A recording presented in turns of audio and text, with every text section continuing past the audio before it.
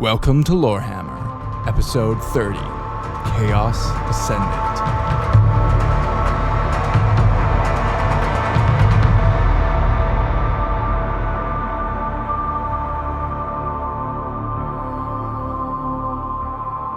Hello and welcome back to Lorehammer. My name is Eric.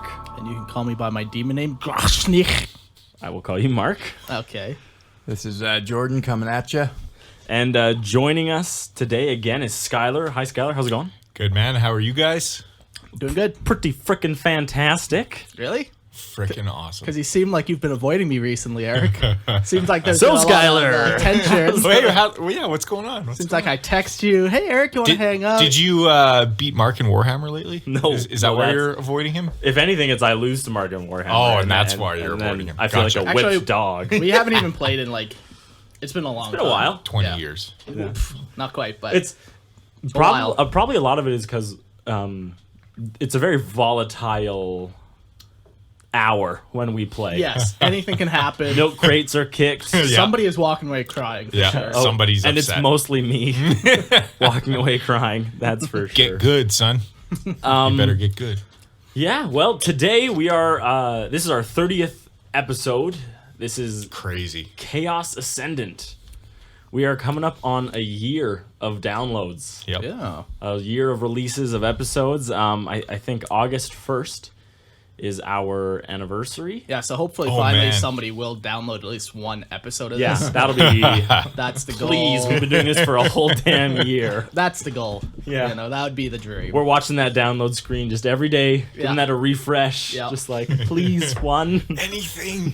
somebody out there, do you like I me? honestly can't believe I've spent, we'll say every episode's 2-ish hours. I've spent at least 60 hours with you guys in my car That's the worst. over the past year. That's insane. bad Never for you. mind the bonus episodes, which are Yeah. whatever, Yeah, right? yeah. So, and there's how many bonus episodes now? Like five? Yeah. Something like that. Yeah, something. So- And they're between an hour and a half ish So to potentially like 70 hours ish, Yeah. 70 to 80 hours.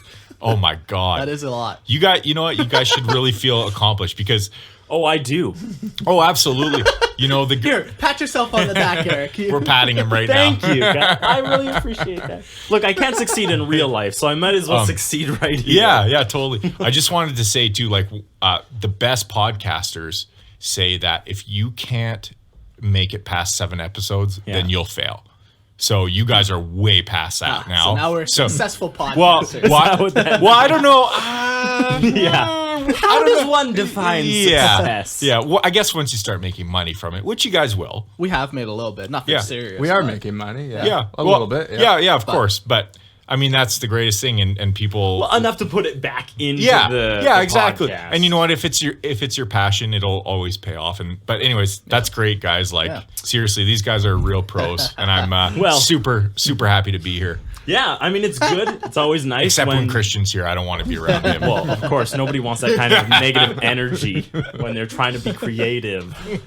Don't like those vibes. Exactly. On the topic of people liking the podcast, Games Workshop is doing like a.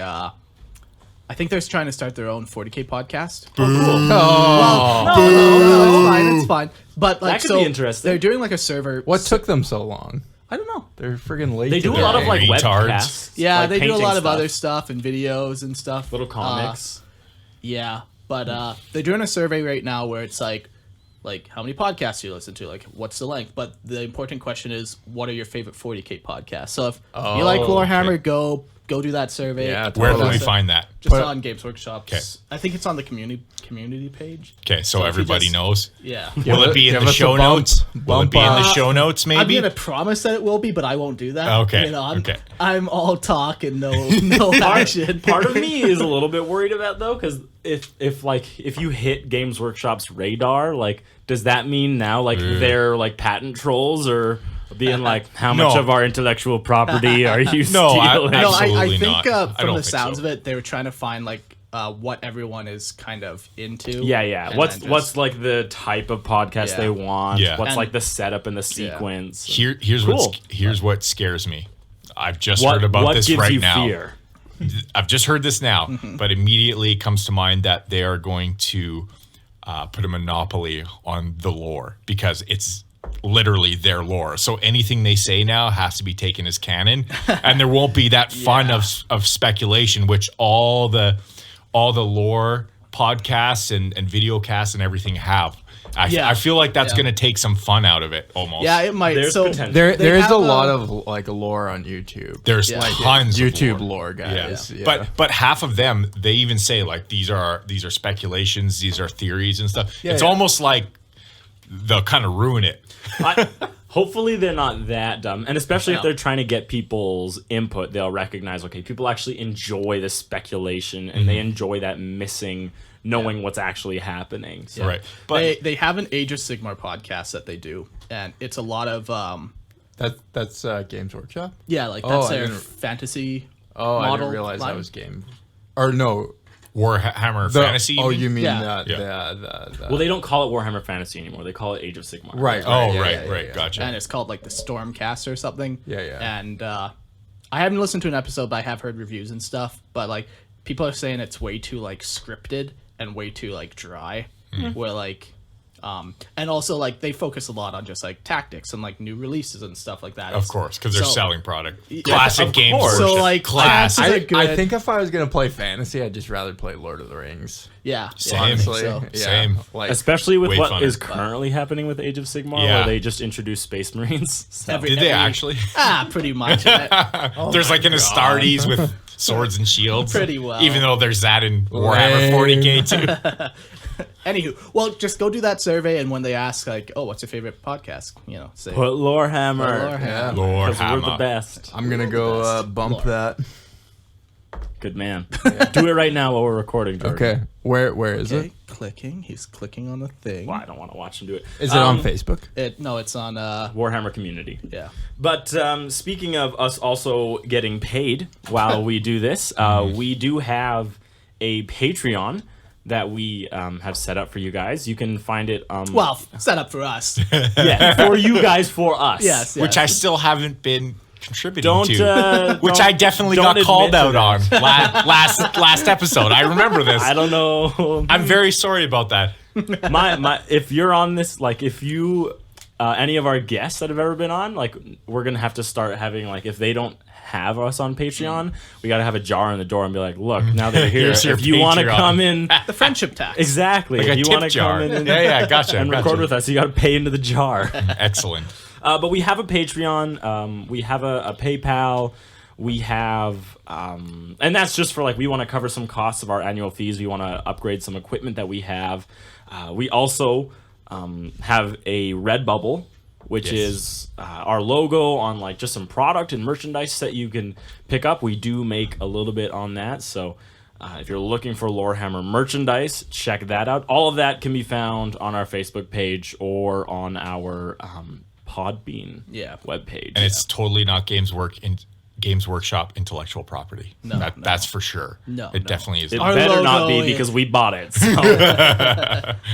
All right. Well, let's start this episode. And to start, I have a 40K quote of the day. And today is all about the gifts of chaos, the boons of the gods. How you can get a little piece of their power for yourself. Right. Right. Well, how you can or how it can be shoved in your throat. Yeah. Yeah. Or up your butt. You never know.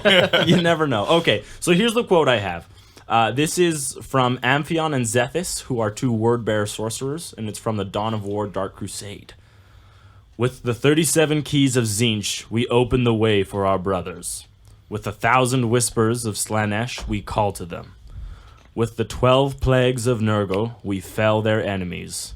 And with the mighty axe of Khorne, we cut open the world for them.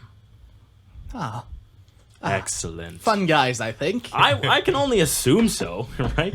I mean, they're chaos people, so why wouldn't they be? Yeah. They're all about having good times. So let's dive right in Yeah. to Chaos Ascendant. So the very first thing we have on this is why choose Chaos? We primarily on this podcast we are of the good, let's say. So either that means we're either Tau or Imperium, right? Because both of those are good. Yes. The Imperium is a very good force in 40k. Yeah. Yeah. Okay. Maybe. But chaos is normally looked at as the bad, like the evil in So the weird. galaxy. Why? You know what? Maybe it has something to do with all the skulls and the blood and the death and the whatnot that is pervasive throughout the chaos gods. And the sexual perversion. Don't forget about that. And the rotting of flesh. As long as you're married, you can do whatever sick things you want to do. You just have to be married. Oh, but in chaos you To, don't have to do that. Yeah. Oh, fuck. Yeah, I Yeah. know. It's evil. Oh. Anyways, So evil. That's it. Burn them. They're heretics. burn the Burn the heretics. heretic, yeah. So I guess that's why the very first thing we're going to talk about is why choose chaos. Mark, why should anyone choose to try and get a boon of chaos? I would say the biggest reason for most people is just power. Like, if you're sick of being pushed around by the Imperium, get a boon of chaos. Now you become more powerful and you can defend yourself. Also, another big reason would just be ambition. Like, we'll talk about it later, but like, if you're super ambitious, sometimes you can only go so far with. If you fall to chaos, you can Sky's the limit. Yeah, you can always find the next power. You You have something backing you up now that Yeah. is way more powerful than you could comprehend. Yeah. So what you're saying is the hierarchy and maybe the Imperium would limit you. Yeah. Oh, like- Even yes. if your abilities were way Yeah. better than anyone Yeah, exactly. else. Like, if you're a guardsman and you're the best guardsman out there, right? Like, Chan- You're still half going a to die Space in 3 Marine. years. yeah, Yeah. and chances are good you're not going to be given a command, like, because most command positions are usually given to, like, people who've gone to officer school or noble houses or whatnot. They don't give it to the actual guys on the ground. Yeah. No, of course Some not. houses will, Yeah. but most The not. better houses. Yeah, or some regiments, but yeah. So, I would say those are the two big things. Like, if you are looking for power or you're just super ambitious, Yeah, chaos definitely is way more appetizing to those who crave power and greed. Yeah. What is a big thing? Ambition. Anyone who feels kind of like they're limited in what they are. It's kind of like an easy out. Like Yeah. in ours, it's a deal with the devil. You sell your soul for something greater than Yeah. this. Well, that's exactly what chaos is. Like, if you're done with that, that guardsman captain putting his gun on your neck and threatening you, well, maybe just sprout a horn and stab him through the face with it. Yes. And then In watch the it. face. Right? Like, Yeah. that's why we want chaos, because they can do things that we could never dream of doing. Also, sometimes chaos chooses you. Yep. Like, chaos is constantly trying to corrupt your soul, right? And constantly trying to get in. Whoa, not corrupt. Trying to Manipulate. broaden its horizons. Enlighten. Trying to show it another path. Yeah. So, there's always that whisper in the back of your mind. Like, humans, let's admit it, like, we're all horrible creatures. Oh, Like, absolutely. we're always trying to screw over other people. Like, Whoa, you now. might not, I am a great person. like, you might not actually do it, but, like, usually your first thought is, like, how can I get ahead? Yeah. Oh, of course. It's all about and you. And this is like one of the things I actually like about this particular universe. It's not good for showing you like an archetype of heroism or how you could operate if you were a good person. Yeah. But man, is it good at exposing how evil you actually are as a Yeah. person, which is in a way, if you can understand how evil you could be as a person, and it can tap into those things, it could make you a better person or make you way more like, evil. It's kind of like being self-aware Yeah, of what exactly. your potential could be. Because how many people? I mean, how many Astartes walk around thinking that they're good and everything they're doing is good because it's for the Emperor, when little do they know they can be corrupted just like that. Yeah. They have no idea, right? Absolutely. So, and that's a metaphor for all of us, really. It could be. Yeah. Of course, everyone has the potential for Exactly. either great good or great evil. If you consider this evil. I don't know. Personally, I consider it a gift. A sexy, sexy gift. I was more thinking a bloody, bloody gift. Nah. Okay. Your gift is from Slanesh only, so. Oh. No, sorry, Mark's is. You're right. there No, you go. don't Yes. touch me here. Jesus. It's already started. Oh, God. Okay, let's get right on. Mark, you want to take the next one? Just on the topic, sorry, of chaos and stuff. Like my mom was like the other day, she's like, Oh no. Sorry, what was your mom talking about? she was talking about sacrificing goats and chaos. Sure, okay, naturally. No, she was like, As she is. she's like, how's your podcast going? I'm like, oh, it's fun, and like just like very casually, like I know she doesn't actually care, Right. She's So- just showing that she actually has an interest somewhat in your life. Exactly. Yes. And she's like, what's your next episode on? And I said, oh, like selling your soul to chaos. So, we get into a conversation. But one of her questions was like, why would anyone ever want to play that? So that's a good question. Like, That is why- a good question. Why That's does actually totally anyone, legitimate. yeah, like why does anyone want to play as the bad guys in the universe? I know why I would do it. Why? Because I can't do it here. Yeah, and that's Yeah, pretty it- much exactly it's- what I said. It's the Outlet, exact same yeah. reason people want to play Grand Theft Auto. Exactly. So that they can run over hookers and.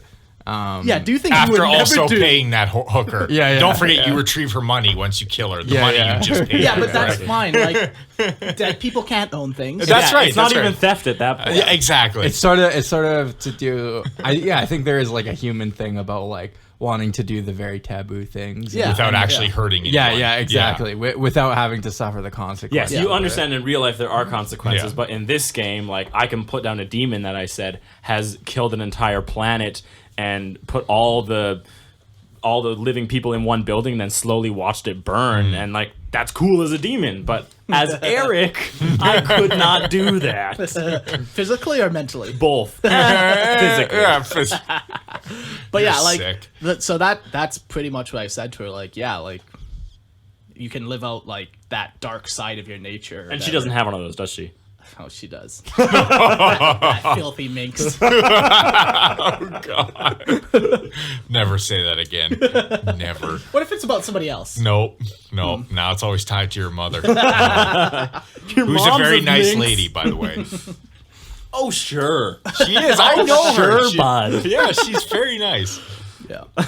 So now that we know why most people choose chaos, both in the universe and in our real life, let's talk about who can choose it.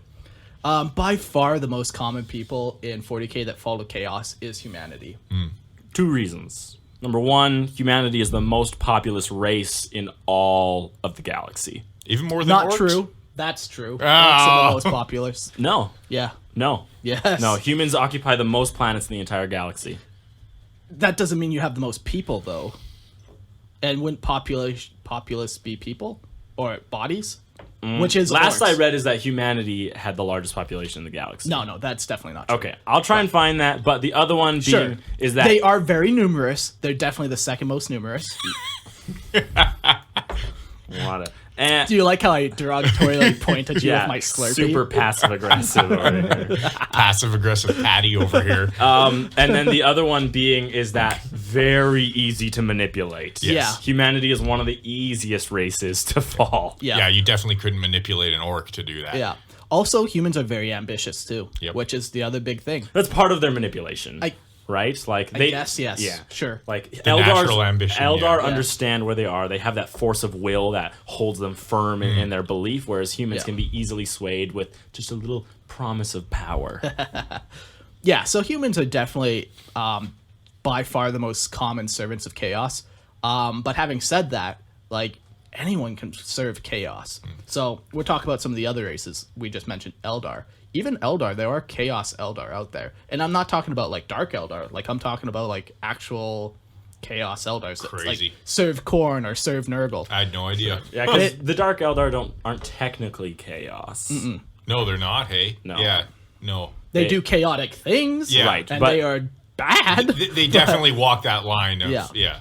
But, But- the purpose of them isn't to give worship to chaos; it's to save themselves. Gotcha, That's gotcha, their- yeah. But having said that, like Eldar is probably very like to come across a chaos Eldar is very rare. But like an example could be like, so we know that Eldar, their soul is constantly being like devoured by Slaanesh.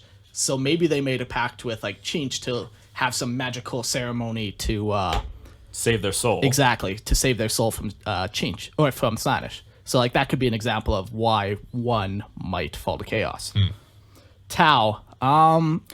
There's not really a whole lot of examples of Tau directly serving chaos. Like I know with their recent lore, they go through that, like the warp rift opens and they end up getting sucked across the galaxy, and a lot of them end up going mad and like turning like chaotic, but not actually serving chaos. It's more just that their mind has been like wrecked from seeing the horrors. But yeah, like I don't think there's an actual example of like Slaaneshi Tau, you know, or a Chinchian Tau. Their souls aren't prized. And I think that would be the main reason. Like their impact is not as big in the warp, if it even has an impact. Right. If it if it does register at all. So yeah, like a Tau that's just like fulfilling all the excesses of life. It's not really feeding Slaanesh, therefore it's not really. Slaanesh isn't paying attention. Yeah. It can get so much more out of a human who's doing half as much. Yeah, exactly. But you know what? If somebody wrote like lore that a Tau had fallen to Khorne, like sure, of course. Yeah, like it. Just because your worship isn't listened to doesn't mean you can't worship. Yeah, exactly. Sounds like every religion. Next, we talk about Necron. Religion, you've just been burned.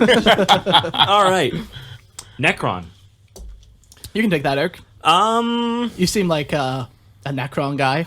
Again, not really any instances of Necron worshipping any chaos.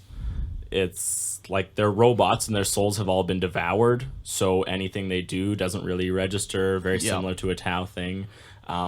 But like I'm sure at some point some Necron have had their protocols or hardware, software manipulated. Yeah, tainted and, maybe. Yeah, exactly. A little bit of a curse, you know, in quotations, to do something that is entirely not within their protocols and which therefore would serve the purpose of a chaos god. But I don't think there would.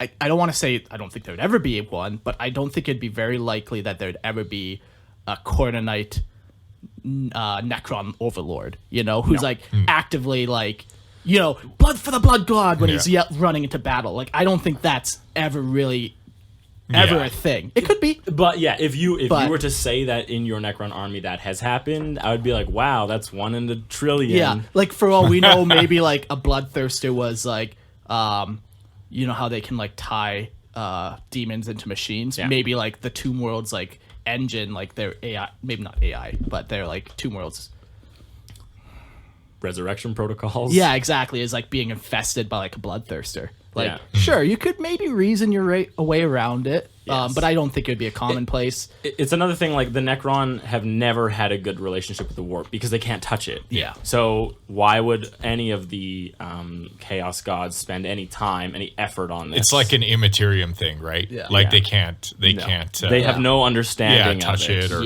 They needed the Satan's help just to get into the webway. Yeah, exactly. So if they, like... Yeah, it wouldn't even make sense for Chaos to care about them at all. No, not really. Yeah. Like, yeah. So maybe to enable them to conquer people that they want conquered, maybe something like that. Yeah. But that's the only way, right? Yeah, like you could find almost some just like an reason, alliance but- of necessity. Yeah, for Chaos's part. Yeah, and Necron wouldn't even know about that alliance either, Yeah. right? It would just be something that Chaos was setting up. Anyways, yeah. But yeah, so I don't think there's really much lure there for them.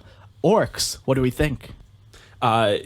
Isn't any action isn't any action that an orc does worship to chaos? Yeah, it pretty much would be. Like, most actions have an effect in the warp. Yeah. So yeah, every time anyone kills anything for Khorne, you know, The question would be, how big of a register does an orc's soul have? Yeah. So there are examples too of like orcs actually falling to Khorne or and doing specific worship to that god. Yes, and not just serving it indirectly. Like back in like a 3rd edition main rulebook, they had this one artwork where it's a bunch of cultists. So there's like humans, and some of them just had like a scar tattoo of the 8-pointed star on their foreheads. Other had like 2 arms on one side of their body. But in that picture, there's also like a huge mutated orc like amongst the rabble. Oh man, that's really cool. Yeah, like it's a cool picture. I should find it, but yeah, like, so there are examples of like orcs actually like falling to the chaos gods and actually serving them directly. That raises a very interesting question to me. It's just, well, like, orcs are they grow. Yeah. Right. So if you had like one orc and he's like, yes, like I believe in corn. Yeah. This is who like I am, or Zinch, or whatever, who doesn't. Sure. Goes onto a planet and starts growing his orc army. Yeah. And then he teaches all of them like what he believes. Yeah. And now all of a sudden he's just got an entire corn orc army. Corn orc. Oh, man. Corn arc. Orc corn. Yeah, like that's totally possible. Like, and people might think, well, like, what about Gork and Mork? Like, what would they feel about that? I don't think they would care. Yeah. They're not there to be worshipped. No, they they're could too not busy fighting each Yeah, other. they couldn't Yeah. be bothered. So like, you can still be like a true orc and like be a chaos orc, and like the other orcs sure. around you probably wouldn't even like look at you differently. Like, They Yeah. probably just like have their own clan. Yeah, Like, exactly. oh, you're the corn clan. yeah, exactly. Having said that, like, corn naturally is like the most logical That's way where for you'd an go orc to to go always. to. Yeah, for Like, sure. I don't think there'd be a lot of Tesnichian, Chichian orcs out there that are like tricksy and, you know, casting spells. It's possible. Their tricks are very elementary, like grade level wise. very Like, subtle. no, like, but it's They're possible. the worst. Yeah. One orc holds up a sign that says the bomb is that way. And points to the one direction, but really the bomb is Yeah. right The over opposite way. there. But That's a Zinch orc right there. it's possible for them to be affected by Nurgle. Definitely. Oh yes. What do we think about Slaanesh? Oh God. Because when everyone always makes a joke like Slaanesh is It's butt always a sex. sex thing. It's always a sex thing, but it's not. It's No. excess. Yeah. Sex is a very small portion Yeah. of what Slaanesh represents. Slaanesh represents perfection and Yeah. the pursuit of perfection and anything to do with excessive behaviors and Excessive attributes. excess. Of Yeah. course. Yeah. Of course. Excessive fighting. Yeah. Yeah. That comes off right off the top, right? Sure. But how does that not play into corn then? It could- too, it's right? both, Yeah, right? yeah, You can't- exactly. You don't have to say that the action you're doing is specific to one chaos. Yeah. It's all about the emotions that you're feeding Yeah. as you're doing these actions. So you could feed all chaos gods at once, which we'll get into later. Yeah. Or like even like if an orc was like really into torture, like that would serve Slaanesh. Like Yeah, the pain, definitely. the sensation. Yeah, fair enough. So Is there orcs that are into torture though? That are more sadistic? They're a little more efficient than that, aren't they? yeah, I don't know. Like there would have to be an example of one, but Yeah. I don't have one off the top of my Yeah. head. I've never heard It one. would have to come down to necessity. Yeah. Yeah, like Does an orc need to torture? Then he's going to do it. yeah, Yeah. Or if he even wants to, enough. if he wants to follow his whims. So yeah, orcs definitely. Let's talk about Tyranids. Oh, that would be amazing, but I don't think probably so. none. No, Yeah. so there are examples of like Tyranids eating like chaos cultists, Mm-hmm. and then like they realize that there's a taint, and they end up wiping out that part of the fleet, or they end Yeah, up they cutting kill it off. themselves, and Yeah. they do not digest them back into the fleet. Exactly. Because they Oh, know so- it's corrupted flesh. Yeah. So maybe it is possible that they can be corrupted then. I would say yes. Otherwise, if they just ate If it there was and no brought it risk, back, then yeah, they wouldn't why do would it. it So matter? yeah, I'd say Oh man, that. could I've you never thought of that. imagine? Yeah. Oh, get ready to get fucked up, boys. The Hive Fleet just Oh. does not let it That happen. would be the thing. That would make Yeah. sense, which is good for them. But yeah. That's actually a way you could determine to see if someone has the taint of chaos on them or not. You just hold a little termagant. Just feed them to a Tyranid. No, you cut off a little piece of their arm. You feed it to the termagant. If the termagant goes all nuts, you've got a chaos cultist. If he's just like, I want more, Yeah. you got a regular guy. Or if you're a little more civilized and you don't have Tyranid on hand, you could just do a quick visual of their body. Oh yeah, no, you have 4 limbs. Wow, that's so rude to all the abhumans. You also got More limbs doesn't mean chaos. a lot of tattoos on you that are, chaotic. That's definitely a mark Why of is there corn. an 8-pointed star on your forehead? There's easier ways Carved to. into your skin. I see you Why have do you have filed a your horn? teeth into fangs.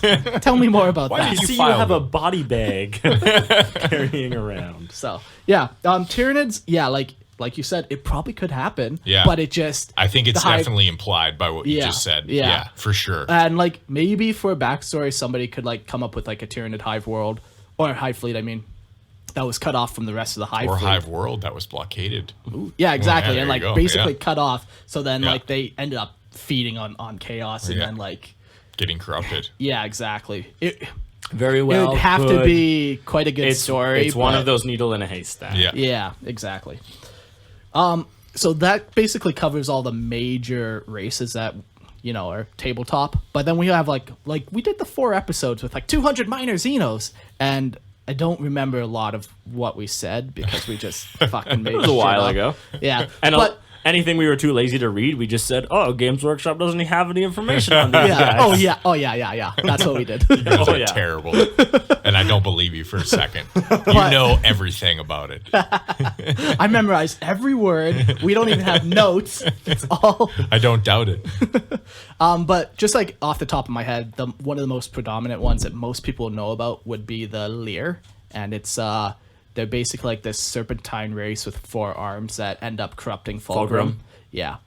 They were directly serving and worshiping Slaanesh. Well, there's entire planets that devote themselves to worship of the Chaos Gods. Yeah. And like that's where the Serpent Lodges even came from, was like even humans that just like they didn't maybe even know it was chaos as it is, because chaos to us is a nefarious, evil intent force. Yeah. But in reality, it's just energy.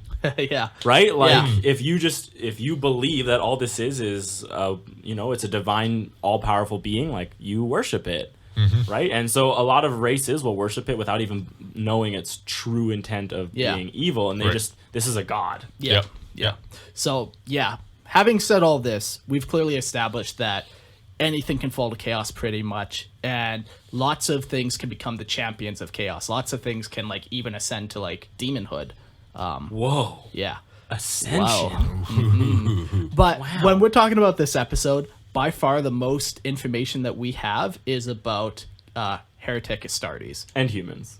Just humanity. Humanity, yes. Yeah. But when chaos can corrupt either a human or a Heretic Astartes, they're gonna try to get the Astartes, because it's already a super soldier. Astartes are more valued, but humans are more likely. Yeah. So that's going to be mostly what we're talking about when we're going through, like, how do you actually become a demon hood? Like, we have no exampple of Tau becoming... How do you become a demon hood? Yeah, a demon hood. How do you become a hood for a demon? Yes, sir. Yes. I would like to become one demon hood, sir, please. Thank you. Thank you, Sir Corn, sir. Eric. So let's first talk about demon hosts. Yes. This is actually probably my favorite aspect of this entire episode. Oh, that's good. So you want to take it away? No, not at all. Okay, so here we go. This is not necessarily a servant of chaos. No. In fact, some would say that this is a tool most primarily used against chaos. Yes. So a demon host is very different from demonic possession in that the demon inside of a demon host retains no control over the host's body. And so it's basically just bound to the body. Yes, exactly. The demon, it can't influence. Okay, well, okay. So, sorry, go ahead. Any kind of energy you can find to a space, the entropy of that system increases until eventually it decays the vessel it's in, and boom. Yeah. Right? So at some point, the demon will exercise its control, but until then, in the beginning, whoever has summoned it into this demon host has control over it. Gotcha. So this is a way to get demons to actually stay in real space permanently as long as the host can withstand the demon. Right? And this is used by the good guys, you said, the Imperial? Yes, actually. The good guys do this. Yeah, okay. The good guys actually bring in the evil into our world so they can, talk to them. Yeah. Excellent. As it were. Like a Ouija board. Right. But much more terrifying than a piece of cardboard and a piece of wood. Much, much more terrifying. So it is commonly used by the Inquisition because if you're a cultist, you're not trying to do a demon host, you're trying to do a demon possession. Right. Because this is about control of the demon. So this is for people who don't like demons. Yeah. So the Inquisition is one of the few people who actually know how to fully complete this. Yeah. And the only people authorized to. And in fact, then, a lot of so Eisenhorn is famous for creating a demon host, and he was actually excommunicated because of this. Yeah. So even then, you still have to jump through a lot of hoops and you better be high up there. Yeah. So the interesting thing is because it's written in a book, there's actually a lot of information about it. It's pretty graphic, which is awesome to me. That is awesome. So there's a lot of runes that are actually placed on the host's body. What a gentle word you say, placed. Well, that's what I'm getting to. I'm getting to that because the runes can be you're done. like, it's just like some stickers. Like Exactly. It's like you it's one of those like wash-on tattoos. Yeah, But yeah. you can do it that way, can you not? Absolutely, Yes. you can. You can. That take is a still pen, legitimate, yeah. You can just take ink and splash on the runes of their body, but it is actually much safer to scar the body. Yeah, to much more efficient. Mutilate Yes. the body so that you know the scars and the runes are not leaving anytime yeah, soon. they won't get smudged off in a rainstorm. The most important rune is the rune that goes right in the middle of the chest, and this is called the rune of voiding. And that's like the one every single demon host will have. But there are also other runes, like I can only assume, like if you're trying to get a demon of Nurgle, you would need different runes than if you're trying to get a demon of Khorne. Yeah. Right? And if you're trying to get a lesser demon as You don't- opposed to a greater demon, exactly. You'll need different runes. levels of power of these Yeah. runes, yes. And they're all magically, and like you have to put your psychic energy into these to give them power, right? Yeah. Another very interesting thing is that there's actually a rune that can make people more susceptible to being demon hosted later. So weird. if I have Skyler chained up on the wall, right, and I'm inscribing I'm a runes. visual guy. Can you just Right, of demonstrate course. visually for me what you're going to do? All right, Skyler. No. Oh, look, Jordan, you just happen to have chains in this room. They better be sanctified. So there's a rune I can put on you. So after I've summoned the demon, put it in your body, I get the information I need out of it, and I release it. I have another rune on there that next time it's going to be easier to do Yeah. it to you. Makes because sense, yeah. it's difficult to summon a demon. Mark was right about the chains, is that they do need to be sanctified. Yeah, like Regular chains aren't going to hold the demon. Yeah, so even though the demon does not have control, That doesn't mean it's not struggling. yeah, exactly. And you want to make sure it is locked up. You got your sacred oils next to you. You got your course. sanctified chains. Your essential oils. Yes. Of course. You get a little peppermint oil on that thing? Yeah. Ooh, that just burns right through it. Yeah. Yeah. They also like will put like holy amulets on you and like just really anything that is blessed. Yes. And there are 4 components that we know of in order to do this. The first one is the incantations of binding. So you must know those and speak them. There's the litany of servitus, which actually forces the demon to your will. Yeah. So it brings it into a body that you're going to control. Yeah. So the binding would bind the demon to the host. Yes. Then the litany of servitus Servitus. would make it obey you. Yeah. The wards of entrapment keeps it confined to that area.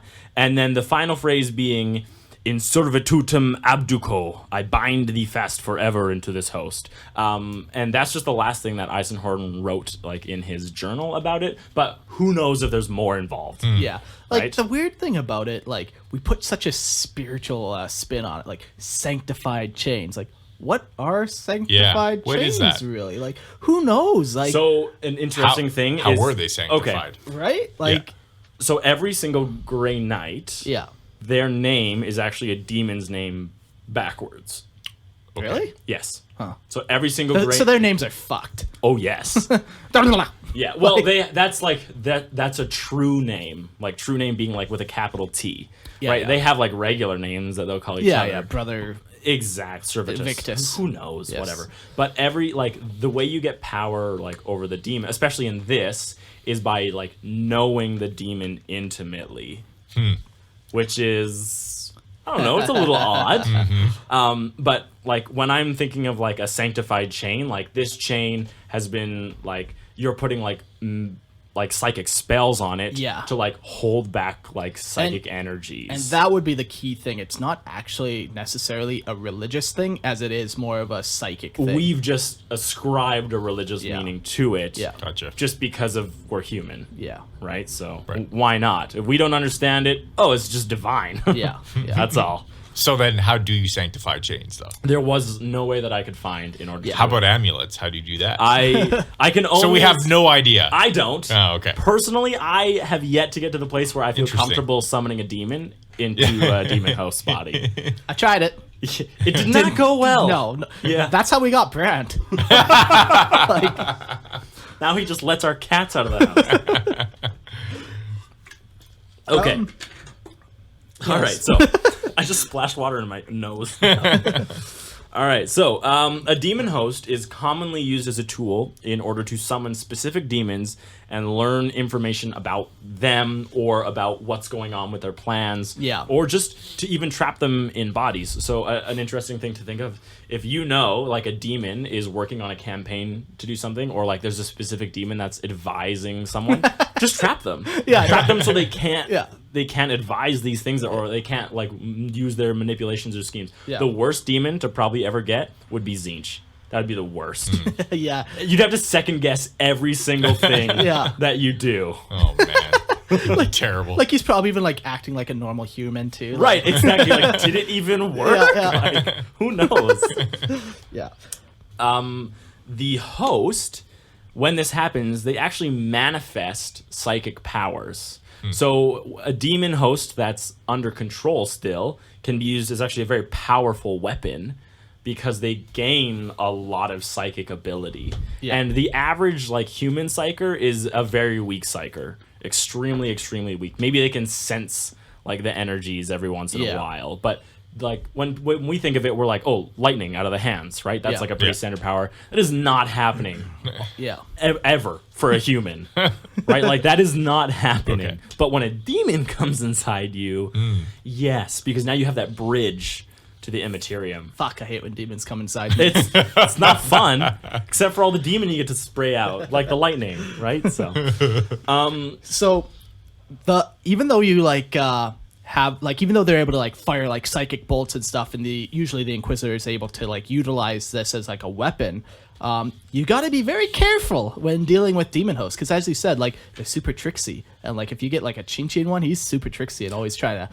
twist your words. So if you're like, I need you to go kill this guy, so the demon's like, yeah, sure, absolutely, and then he ends up burning down an entire city block, killing billions of people. right, and he's But like, there, I did it. I did it for you. And so you got to be very specific, otherwise they're gonna manipulate what you said and Yes. Demons- just do crazy shit. They don't want to listen to us. No, of course exactly. not. Right? So if they find the loophole in your wording, they're gonna use it. Of course. And this can only increase the longer that the demon is inside the host's body.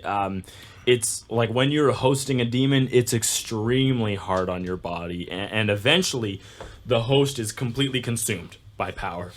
Because it's like energy. It's raw energy just flowing through you, essentially. Yeah, you can't, like, the human body can only handle so much before it just completely gives out. Like, a host can also be released. So the person, like, normally it would be the Inquisitor, but the Inquisitor who has summoned the demon can release the demon back to the warp. Yeah. And that would normally leave the host, doing okay. Oh God. That's.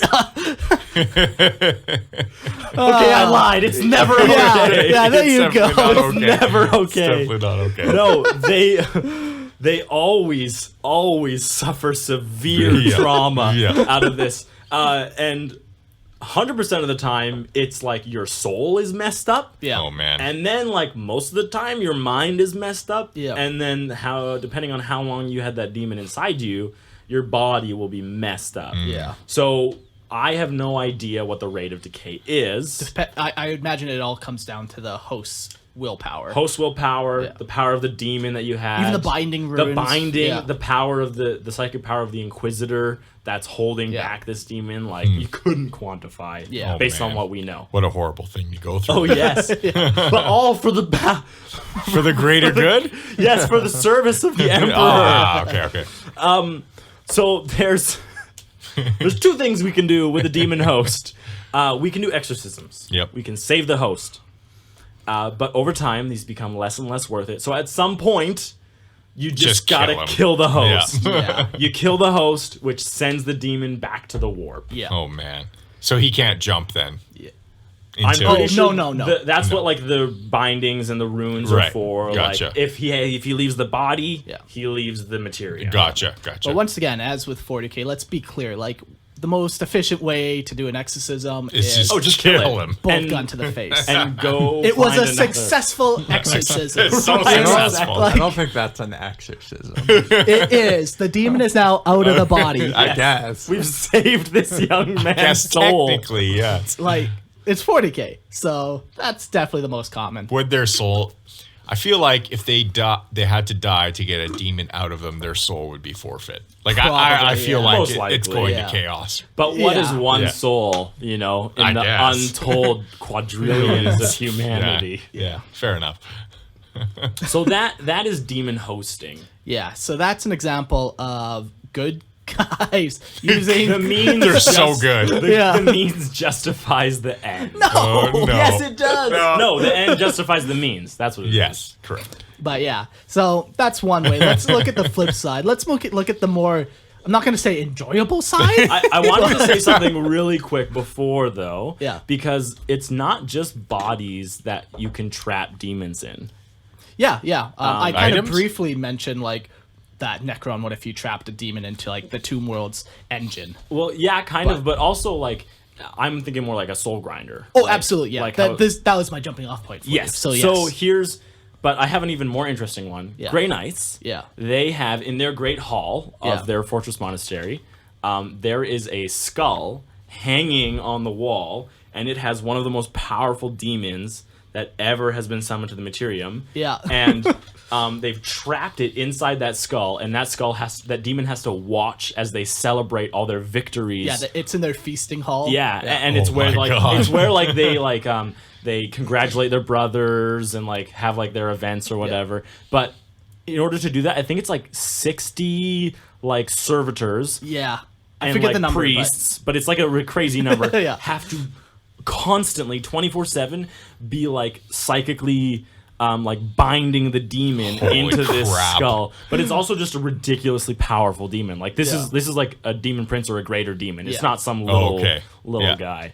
But you can actually trap demons in things that are other than the host. You could even trap them into like a wine glass or just Yes. literally anything. Any at item. all. But yeah. In the It's- materium. it's- Has to be yeah. materium. How much energy can that item withstand Yeah. before the demon is released? Makes sense. So the host is just the most common because that way you can interact with it. Hmm. But I love this demon that has to like watch. That's awesome. Like as the Grey Knights who defeated it, they constantly like have their victories and I feel like though that's almost a form of gloating, which would almost feed chaos. Probably, and maybe yeah. feed that demon enough How dare you? to where he'll break out of that. how dare you insinuate that the Grey Knights do anything less than perfection? But now, so now here's like, what if that the demon in the skull has Stockholm syndrome now? I don't want to He celebrates with them. over thousands of years. He's like, Yeah, "You know we what? won. They did do a good job Yeah. there. Yeah, we won. We fucking won. Yeah.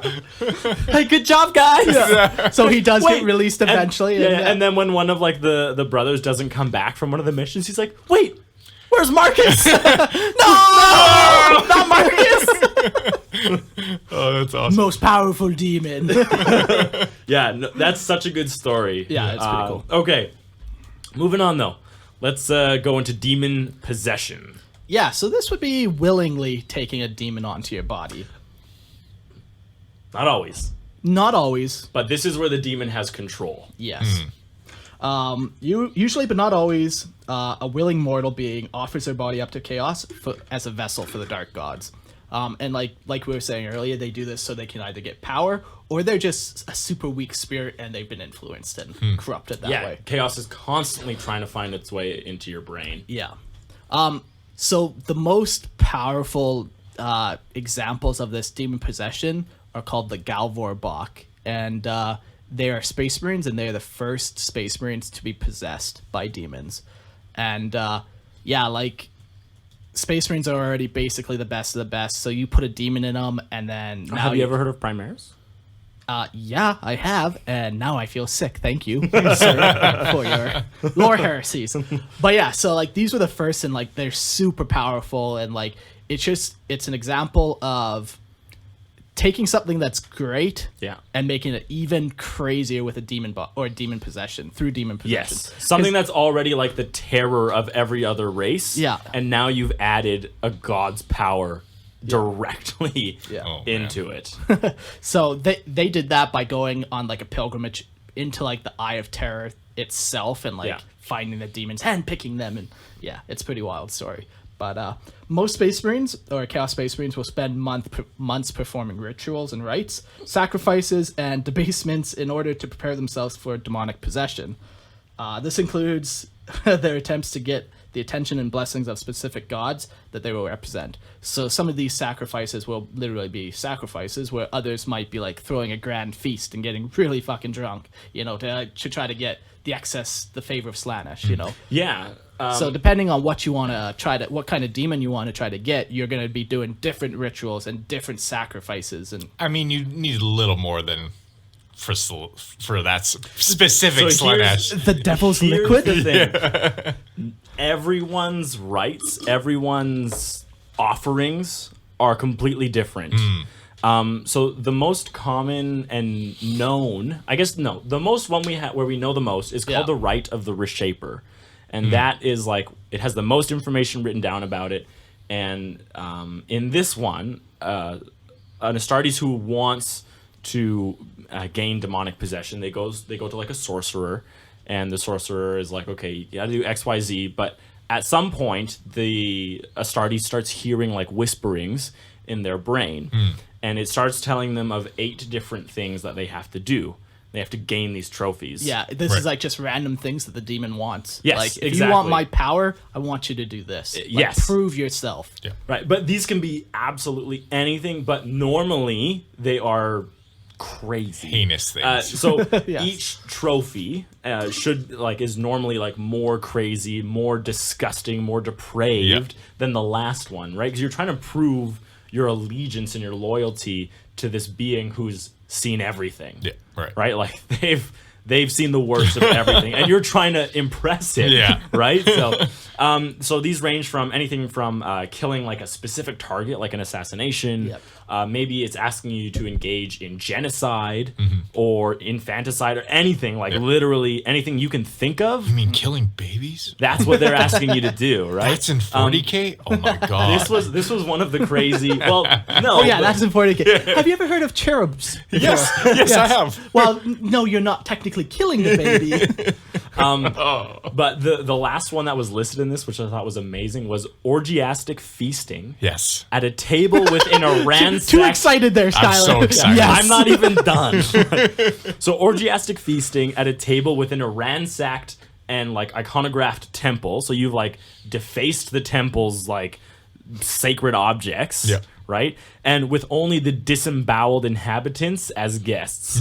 So you like eat yourself like into a haze, like in this temple that you've ruined as like a middle finger to the god it worshipped. Yeah. And you've taken all the priests and all the servants and you've ripped them open and they're sitting down at the table joining As guests. They're guests, so. Right. And that could potentially be a trophy. Yeah. That one makes me think of Slaanesh. Yes. Usually, yeah. Yeah. So these are like the things that the gods actually just whisper, not gods, but really just the demons. Yeah. They whisper into you because they're like, you need to do these things in order to gain my blessings. Yeah.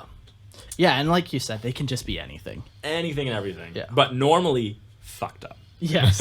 Really messed up stuff. The final step normally, so after you've got your 8 trophies, normally takes place at the site of a former like atrocity that has happened, but it's not completely necessary. So you take your trophies and you place them in an 8-pointed star, like the sign of chaos itself. Yeah. And a lot of times your trophies will have 1 or 2 that are left alive. Like maybe one of your trophies is like take this human and torture it for 60 days straight, but make sure it stays alive. Yeah. Right? Oh god. Right? But like Yeah. that's that sounds extremely reasonable for a demon to ask of you. Yes. But maybe torture is only pulling off like one arm hair at a time. And then maybe the demon's like, you need to do more than that to appease me for today, right? Like, 2 hairs. like the thing is, you never really know. Yeah. So, but commonly, at least 1 or 2 trophies will be left alive. So then you'll have these trophies all here. You take a warp blade. So it makes me think of an anatheme, but it could Different. be, yeah. Like, well, anatheme is like a warp blade. A little different, but sure. Yeah, that's the Sure, first sure, thought that comes to my head. sure. But it could be It's any fine. blade that's charged with psychic energy. Yeah. You take that blade and you slice it across the throat of the last trophy that's alive. Yeah. And then as the blood is like on the blade, you place that against like the armor of your chest, and then the demon is supposed to like transfer from like the blood across the blade like into your body, and then that's how you're supposed to get possessed. Perfect. Easy peasy. Easy. 8 simple steps to success. Right. This is like how to get demon possessed for dummies. Yeah, exactly. But that is the most. That's the way we know the most common Yeah. of is. But Yeah. obviously, there's many different ways, Yeah. and there's no guaranteed way. There's no one way fits all to become demon possessed. But that's just that's someone who's actively searching out. Yeah. Because there are also going to be people who like chaos is actively trying to possess you. Yeah. Right, and that's going to be a completely different ball game. Yeah. So now that you are possessed fully, right and proper, what are the benefits that you see from being possessed? Common side effects may include, but are not limited to, Death. absolutely. If you can't Definitely contain like the demon that's within you, again, vessel energy. Too much energy, bad vessel, dead. Yeah. Right? But most likely, in most cases, A demon wants to stay. Yeah. So it's not going to. It's gonna try not to kill you. Exactly. Unless you're unworthy, then fuck Yeah. you, right? but yeah, they'll amplify you up with like they'll give you crazy psychic powers, or they could increase your size, increase your speed. Have you ever wanted a third eye? Now you got one. Like, You ever wanted wings? yeah, exactly. You ever wanted claws that could tear through like adamantium armor? Yeah. Right? The one wild thing is a possessed can see in the materium and the immaterium at the same time. Ooh. Which, like, because it's the mirror universe or whatever. So lots of like possessed guys act as like hunters because they can like see like residual warp energy of like their prey. Yeah, makes sense. But yeah, like they could see through walls and stuff, and like they just have these crazy abilities because they can see in both universes. Yeah, because they exist in both at the same time. yeah, that's definitely handy. That's Yeah. for sure. Oh, yes.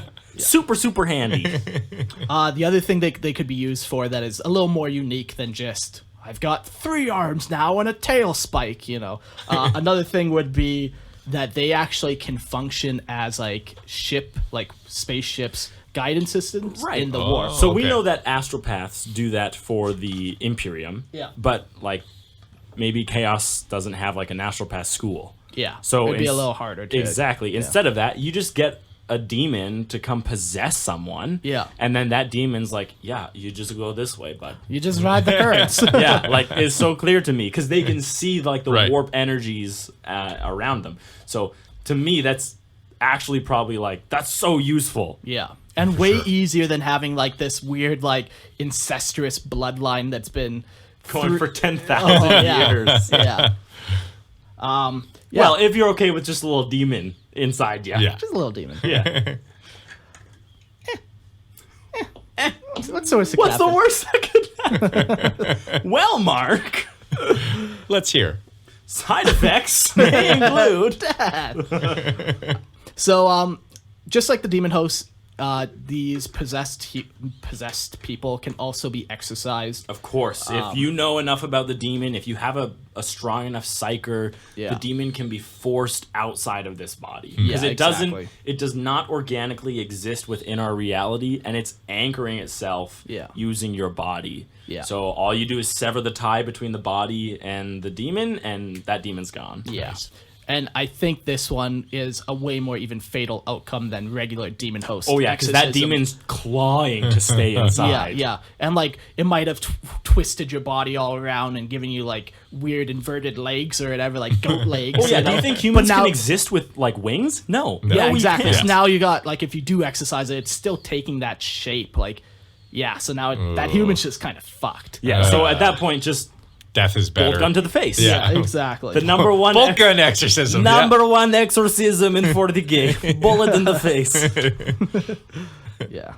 So that's kind of possessed. Like most people kind of get the concept right away. Like it's in a You're lot possessed. of it's I think probably the number one takeaway is possession can happen when you actively seek it out, but possession can also happen when you open yourself up to something that you do not truly understand. yeah. Like there's examples of people like even reading books and getting possessed. Like Interesting. Yeah. Of course, because the demons are just inhabiting this. They're waiting for your mind to think a certain way. Yeah. We when we played an RPG, Mark was actually a psyker. And we were on like our ship. We were like in like the training room or something. Yeah. And you tried to. I don't remember. I tried to murder. You tried to like. Yeah. I don't remember what psychic thing you actually tried to manifest. Yeah. But in this game, like there was like a peril of the warp. And so we're like, oh no, like he rolled a peril of the warp. Like, well, that's okay. Like we'll see what happens. Like it gets progressively worse, but the chances also get progressively lower. Oh no! Right? And it just so happened that he summoned the demon prince Oh, excellent! like in the middle of this like massive battle cruiser ship that we were on. oh no! But it was the perfect end to his character because his character was just like consumed in an instant. Well, like no, so like we were all such low levels, and we summoned like a mighty demon prince. I was like, either everyone dies or I just kill myself and sever the tie. Oh, that's right. Yeah, So- because you killed So I yourself. did the noble thing. I self-sacrificed. Nah, he didn't like the character anyway. I played him for more than a week. So Yeah, it was exactly. not- Got it's tired ready of for the him. next one. But it was really funny. Yeah. Like, hey man, even like librarian Astartes, like if they're not careful, they're just as susceptible as everyone. In fact, they're more wanted. Yeah. Yeah, of right? course they would be. Yeah. So that's one route to get the powers of chaos. But that route, you definitely lose yourself pretty much entirely. Oh, yes. At that point, you're just You're along for the ride. exactly. And it's not a good ride No. for you. Well, it depends. Okay. Depends on how much power you want. Another way is by getting gifts or marks or boons of chaos. So one of the most common ways is to get like chaos mutations, and basically, yeah, you might do a ritual and imbue warp power onto yourself, summon enough warp power onto yourself, where once again you get wings, you get diamond hard talons. Right, but without the possession of a demon. Yeah, and this would definitely be harder to do. Like where with a demon possession, you got that access to the warp basically instantly. Yeah. Like it's not a big deal. This is more of a gift. A gift or a ritual or something a little different. Because when you're getting possessed, the demon is getting something out of it as well. He's getting access to the real world. Right. Yeah. But when it comes to a gift, like they are willfully parting with that power to give it to you. Yeah. Right. At zero cost or benefit to themselves. So you still have to definitely prove yourself to a chaos god or just to chaos in general. Yep. But here's some very unique ones that we found. Yeah, there was an entire list, but we found a couple that we thought were pretty cool. Yeah. Go ahead, Mark. The arcane oculum. An eye of accuracy mutates into the body of a champion. So you get another eye. Yeah, I can and it only imagine scope. it's like a third eye. Yeah. Yeah, also instead of blinking like vertical, it blinks horizontal. It's a cat's eye. Excellent. Oh, I just splashed water on my face. What are you doing with your life over there? Not doing good. First it was in his nose, now it's in his face. Man, two separate places. The next one is another gift or mutation you might get is to become bloated. So your flesh regenerates itself, healing even the most mortal of wounds. That one's pretty common, but still very cool. Yes. Temporal distortion. Time around the gifted one is altered so he can move more the chosen freely. one. Yeah, but like this guy like has like warp time slipping ability. Like, it's not like he's going back in time hundreds of years, but maybe he's slowing it down a little bit. Like, Yeah. think of like the Matrix and Neo, how Yeah. he slows it all down so he can like dodge bullets and stuff. Yeah. Like, that's a lot how I see this. Yeah. Or if you're Or more even- familiar with Naruto, he's pretty much got a Sharingan. okay, A little anime nerd for you. well, get out of here. This, Yeah, this is a cool type of nerd. Get your anime nerds out of here. The next one, a crystalline body. Gifted one's flesh turns into a diamond-like material. One of the coolest ones ever. You guys ever see? There was that Wolverine. Like there was like the X-Men origin of like Wolverine, and his like girlfriend's sister was being held by Stryker, Okay. and her mutation was actually to turn her body into diamonds. That's And cool. it looks Oh, so yeah, cool. yeah, And yeah. she was like blocking the bullets, right? Yeah. That was like, that's how I imagine this. Like this person's just like striding around. Yeah. Diamond body. Or Thor Ragnarok. Core. Hey, Hey man, just you wrong want to start a person. little revolution? He's awesome. I heard a funny joke that the reason that Korg's revolution failed the first time is because he didn't hand out enough pamphlets, right? Well, pamphlets are made of paper. Paper beat the rock. I thought that was pretty funny. Just a little rock, paper, scissors. Just a little rock, paper, scissors joke for you guys. Oh my god. So the next one we have is Mind of Metal. The champion cares not of witchcraft or psychic powers aimed at him. So yeah, his Most useful one I've seen yet. Definitely. yeah, I suppose, yeah. Especially if like you're being around chaos and psychic powers. Like Yeah. to be safe in the knowledge that nothing can manipulate you. Yeah. Right? Yeah. And like Yeah. no like you don't have to watch your mind, your back mind. Yeah. Right? Your You just back have to mind. walk your physical back. Yeah. Right? Yeah. Yeah, so those gifts and many more you can gain those. And those are usually just given from like any warp being. Like you're not directly going to Korn to petition for one of these powers. It's just a warp being of some type. Yes, of course. However, there are the four main gods, and they all have marks, gifts, and boons that they can bestow upon you. Each one is different, and functions differently, and They obviously have the flavor of their aspect that they represent, right? So. So the first one, and by far the most common, is marks of the gods. So basically what this is just like a little symbol or like an engraving or a tattoo of like if you got a corn rune on your arm. And it actually will imbue you with like strength and rage. So depending on the mark that you get from the Chaos God, it will give you a different blessing. And it's by far the most common because it's pretty easy to do, to just carve a... Right, like Yeah. my picture of how this works is like you pretty much like say a prayer or like a petition. Yeah. As you're like carving this into your body. Yeah. And like the more emotion that you give in this quote unquote ritual, Yeah. like the more likelihood that Korn is actually to grant your request. Yeah, So exactly. that's kind of how I see it. Like, do you need to be in like communion with Korn to get this? No. But No. do you need to like show, like, do you need to give something? Of course. Yeah. You're always going to be well off if you kill an entire planet, then engrave a corn symbol on your arm. Yes, It's going to be exactly. good for you. The likelihood increases. Yeah. So the marks are the most common. They're the easiest to get, and they also don't have the greatest effect, but they're easy. But and they're you useful. don't lose your soul. So, hey. The gods will also give you gifts, and these are usually like physical gifts. So we'll go through the Chaos Gods. There are many different gifts that they can give you, but we just chose a couple like good examples. So Korn will give you a collar of corn, and they are a spiked collar engraved with sigils of corn, supposedly forged at a weapons foundry at the foot of the blood god's throne of brass.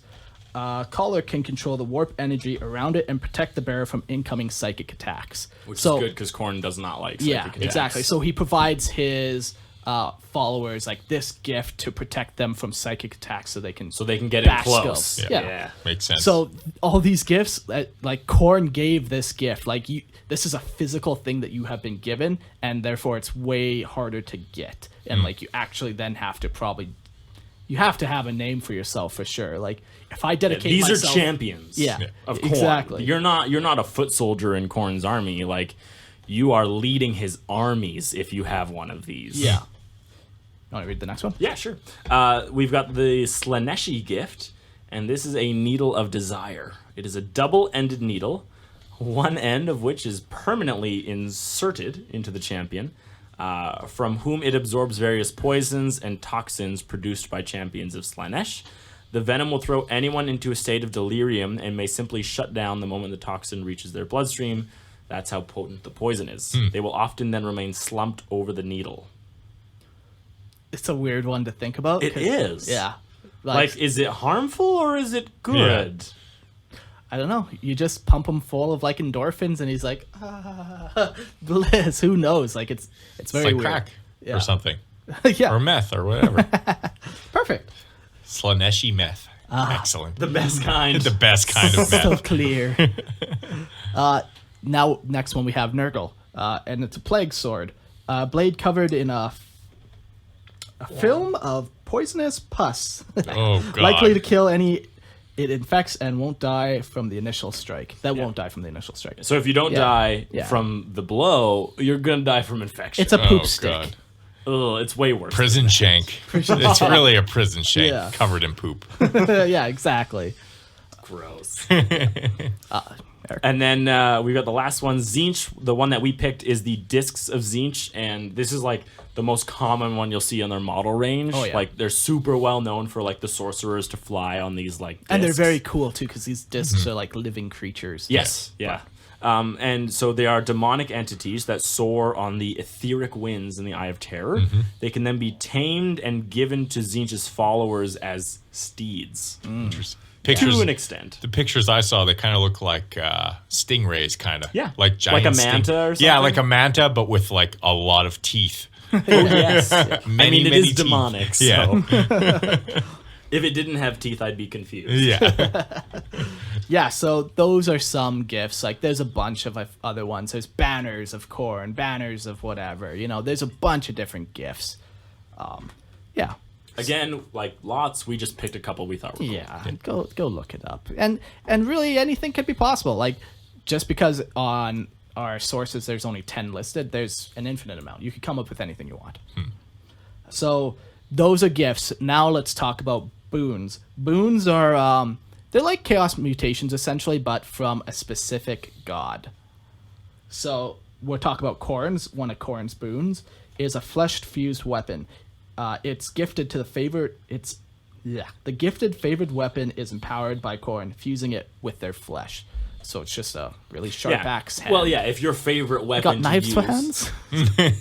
it's got. Is that just an ectoplasm you're shooting out? Like if your favorite weapon is an axe, like Corn will fuse that Yeah. into your arm, And now it would be you like have an axe arm. Yeah, and the Can you have a actual bolter arm? Yeah, Why not? Sweet. yeah, and it will How be, would you feed it? Well, I guess they have magazines on the outside. Yeah.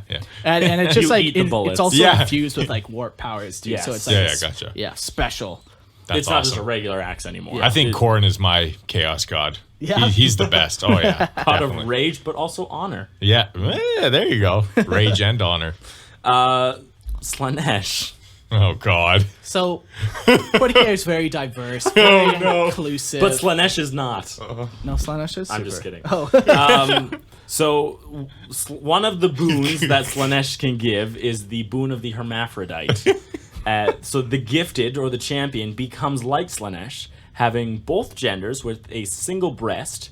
Z assumes a disturbingly attractive form, but ultimately they are sexless, and gender differences become irrelevant to them. and this is what pisses me off with the SJWs and all those no. feminists and liberals. They- Like, if you want inclusivity, 40K has it. You don't need to go start making female Space Marines. Just look at this boon here. Go serve Slanesh. Get yourself this awesome boon. You can actually be both genders now, unlike real life where There's- you are one There's way more or than the two other. genders, so that's No, not there's- including any of the other There's ones. deuce genders. Does this make Slanesh the social justice warrior of 40K? 40K? Yeah. So No, because he doesn't care about you personally.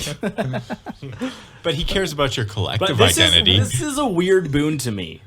Because it offers. What does it do? Look at the difference between what Korn gives you versus what Slaanesh gives you. Well, you got to think Korn is about violence, Slaanesh is about excess. This would help in excess. Now you have both male and female emotions. Now you've opened your mind up to both viewpoints. You're able to absorb more.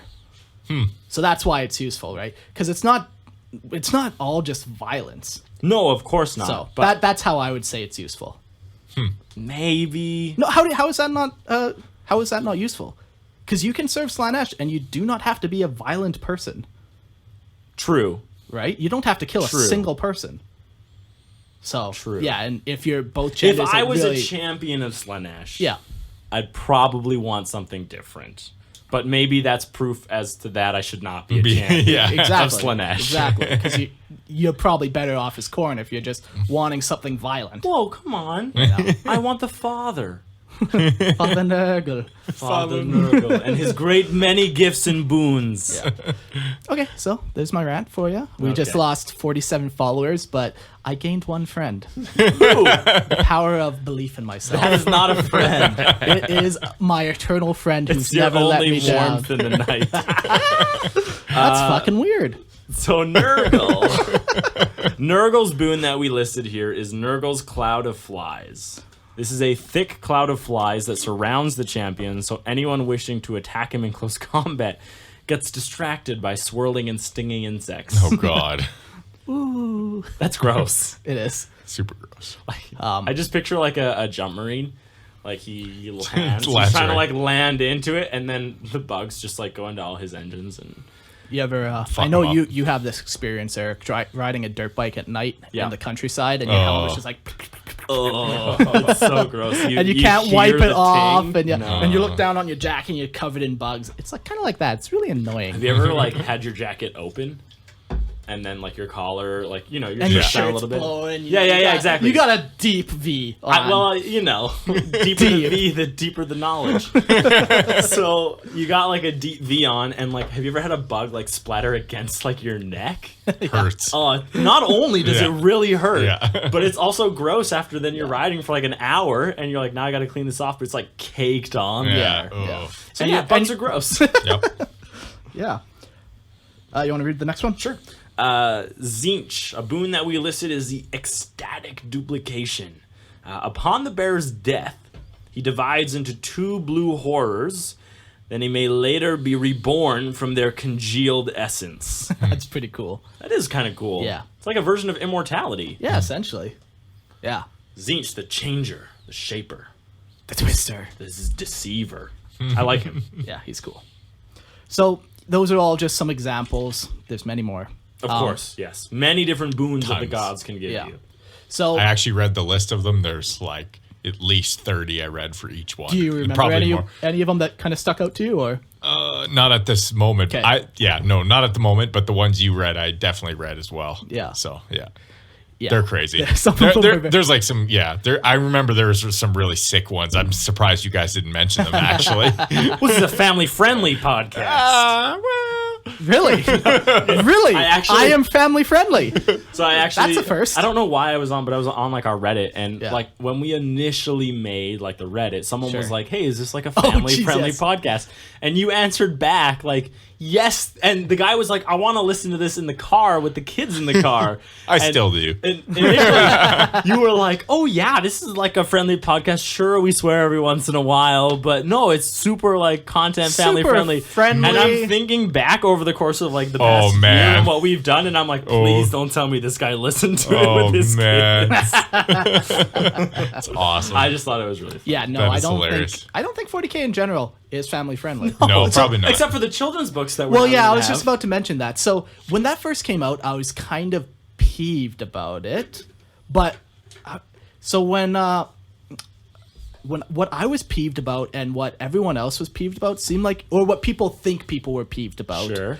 are different things. So what I didn't like about it, not that they were simplifying 40K or making it childish. What I didn't like about it is the main characters. One of them didn't like guns.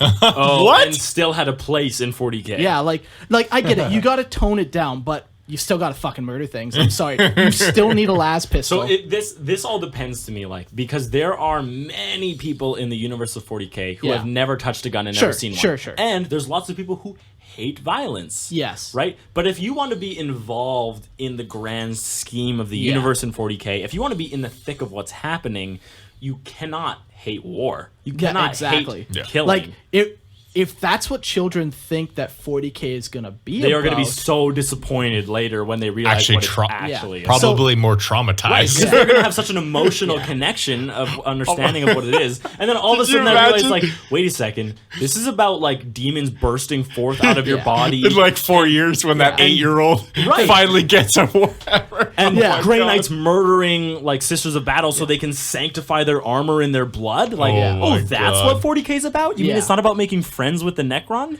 No, bud. No. So having said that, like, I think those adventure books are great because they're going to introduce the next generation. I could actually see some really cool stories, but you can't have it on the forefront. Yeah, like there's just some things like you can't have a pacifist in 40K. Like that just shouldn't. Well, fly. you can't have a live pacifist in 40K. There's a difference between having like this gory ritual of summoning and then just killing demons with a gun. Like there's a difference. Like you don't have to go as graphic with it. Yeah, that's my rant. It's not for kids. It's just not for kids. Honestly, that's all it's there just is not to for it. kids. Well, I'm totally going to read it because I'm super curious about what it is. Yeah. And I'm hoping it's more of an exploration book. And Sure. it's not like hey, I'm going through the stars. It's more like this person is just living their regular life, trying to live in the Imperium, and they find like some crazy alien tech or something. Yeah. They have like misadventures. Yeah. But as soon as an orc is in the picture, they're dead. Yeah. As soon as a Necron is in the picture, they're dead. Yeah, so we'll see what actually happens with it. But all in all, I think it's good. Like, you still need to get that next generation in. And, like, I know a couple people, like, right now who are like, oh, yeah, I've been teaching my daughter how to paint Warhammer. And the daughter's, like, 5 or 6, So... But it's like, paint this icon of corn, young Betty. It's the red we're using is blood red. Yeah, ultimately 40K is not for children. Yeah, that's the it's thing. not for kids. It's not for, and that's fine. It doesn't have to be for kids. No, just like Dora isn't for me. Yeah, exactly. Any miniature game that might be for children? Star Wars. Star Wars, yeah, for sure. Absolutely. Yeah. Risk. Yeah, Risk. Yeah. No, but like Army Monopoly. like that you can paint and stuff. Yeah. Modeling. Yeah. Just model. Yeah. No, they have Paint and play though. I'm sure there is. Yeah, I'm sure there is. like- Lord of the Rings, maybe? Lord of the Rings would be It'd good. probably be more family friendly, I suppose. Yeah. There's a couple other ones too. I don't know a whole bunch about War Machine and Hordes, but just off of what I do know, it's not nearly as grim, dark, and like vicious as like 40K. And obviously. depressing. Like 40K is not for children. But Maybe we'll just have to start a Frozen miniature game. yeah, honestly, there probably is even one out there. My Like, God. Do you want to paint a snow? Come on and grab that white. yeah. So having said that awesome. rant, The to sum nose it will up, be orange. The arms are brown. We're gonna make them fight. We're doing it, Jordan. snowball fight. Yeah, snowball fight. Yeah, it's of course, Frozen. Okay. Of course. It's a strategy snowball fight game. Yeah. That's awesome. Having said that, it'll be a good place for people to start at a very young age, but just don't go too young. Ooh, yeah, And don't. censor it for your children, please. Yes. Don't have them painting Slanesh. That would probably be. Yeah, that's all. Honey, what's this? What Anyways. color is this boob supposed to be? Oh, yes. Okay, cool. Yeah. All right. Good Anyways. stuff. Aspiring champions. Yeah. Okay, so there. I didn't put it in the notes, but we'll talk about one thing before we talk about aspiring champions, Sure. and that's just chaos rabble, and that's just like Like the Lost and the Damned? yeah, just anyone who's chaos. Like most people are just servants of chaos. Only the exceptional become aspiring champions. So Yes, that is a good point Yeah. to make. Like, out of the 10 million cultists, one of them, Is or an whatever the aspiring ratio champion, is. yeah. But it's not like, hey, Jim and Tom and Rod are all aspiring champions. yeah, No. yeah, exactly. But so let's talk about what is cool, and that's aspiring champions. So the biggest thing about aspiring champions, that like the biggest characteristic trait for them, is ambition. You have to be ambitious to rise through that ranks. Lots of people are oftentimes just, they get comfortable with their life, and if you get comfortable with your life, you're not going to get more favor from the Chaos Gods. You're not going to get that next big promotion, right? You got to actually be ambitious enough to go out of your way and sacrifice an entire planet to the Dark Gods. Simple, easy peasy, you know? Super simple. But you have to have that ambition. And all of these things that we're talking about, all of these like aspiring champions, god champions, and demonhood champions, demon hoods. They're all Hoods of demons. They're all ambitious, if nothing else. Where you could be possessed, you could get chaos gifts, you could have all that stuff, and you might not be ambitious. It might happen to you accidentally, even. This is an intentional act to become one of these. And I just got a Reddit thing saying Lorehammer is awesome. I don't know what that is though. Save it for later. Yeah. But yeah, so that's the one thing that defines these categories away from everything else. So aspiring champions are in charge of the lesser servants of chaos. So usually there would be like your sergeant equivalents, or they're the leaders of a certain gang. And they are they usually give the direction of everyone behind them. Like, we're going to be serving Khorne. Like, let's follow me into Khorne. We're going to be doing this ritual. This is our goal. They're the leadership. They're given access to a bunch of different powers and stuff. Like, they're the ones who are actually going to be given boons. They're the ones actually going to be given gifts and stuff. Like, yes, there will be lesser guys that might have a warp mutation, but most likely this is the rank that's going to start actually opening up all these crazy options. Right, it's an active seeking out of this exactly of this god's power. Yeah. Heretic Astartes leaders are usually aspiring champions. I kind of said that before, but yeah. So that's kind of aspiring champions. They're trying to become a champion of God. They're doing the deeds. They're building a name for themselves amongst the gods, and eventually you do enough bad things, and the gods will actually take notice of you. So is this trying to avoid possession? You could probably still be possessed. Like, you might have possessed people who are like, okay, 50% of the time I'm in charge, 50% you're in charge. Like, demon take over in battle. Other than that, you're taking the back seat to me. Like, that could be possible. Yeah, there might be give and take between it. Yeah. How the hell would you restrict a demon though? Once you Runes and rites of binding. Well, on yourself, but also, yeah, like, right? the less that you have to fight with the demon, the less energy it has to like exert to expel its will over you. Yeah. It can be more powerful later. Yeah, fair enough. So there are possessed aspiring champions. Okay. Yeah. So yeah, eventually you do enough bad things, and eventually the god takes notice of you, and you become a champion of the god. And these people are even more ambitious, because that's the thing. You can never stop. You can never stop, and as soon as you stop, you're going to lose favor with the gods. So Exactly. you always have to be taking that next step, that next evil deed. And the big thing about this is, where before, if you're an aspiring champion, you could petition to Slanesh, and you know what, you could do a bunch of rituals and be like, maybe it's not for me, and then you can change, and now you're petitioning Khorne, you're petitioning Nurgle, right? Where when you are a god champion, that means the gods have noticed you, and at this point, they have given you their blessing, and if you change, You're marked for them. you are marked, and if you change, bad things are going to happen for you. You're treated as a traitor, as a heretic. Even more heretical than before. But yeah, so you're specifically lying to a god. a heretic to a chaos marine. And yeah, so if you break like that bond with the god is going to be pissed, and now you are definitely marked for Death, or torment, eternal. Yeah. So they are given access to even more specific god powers. So these are the ones where you're going to be getting like collars of Khorne and Right, and the plague of flies around Exactly. you. You're gonna be getting these, as a like- champion. yeah, these specific things where before, like, anyone can mutate and get wings, but yeah, this is more these specific things. And they're usually like lone wolves, or like the leaders of Astartes war bands, but this could even be spread to it could be the leaders of this minor Xenos race, who is like super I know, evil. Yeah. It's not always just heretical Astartes. No, of That's just course. the most common and the easiest one to relate to, the most information on. Yeah. But yeah, so they would lead these are actually like the leaders of the war bands, and they have definitely the most favor with the Chaos Gods. So yeah, eventually, yeah, you keep doing horrible things, and you're ambitious, and if you stop being ambitious, bad things happen to you. So you have to keep trying to get that next step. You have wings, now you want a third eye, now you want this next step, now you want all these different mutations, right? You're just trying to get as much of the warp power as you can to keep getting Favor of with the gods, because the ultimate goal of pretty much of any of this. pretty much any of these champions is to get to demonhood, which is when you become like a demon yourself, and we'll talk more about it in a minute.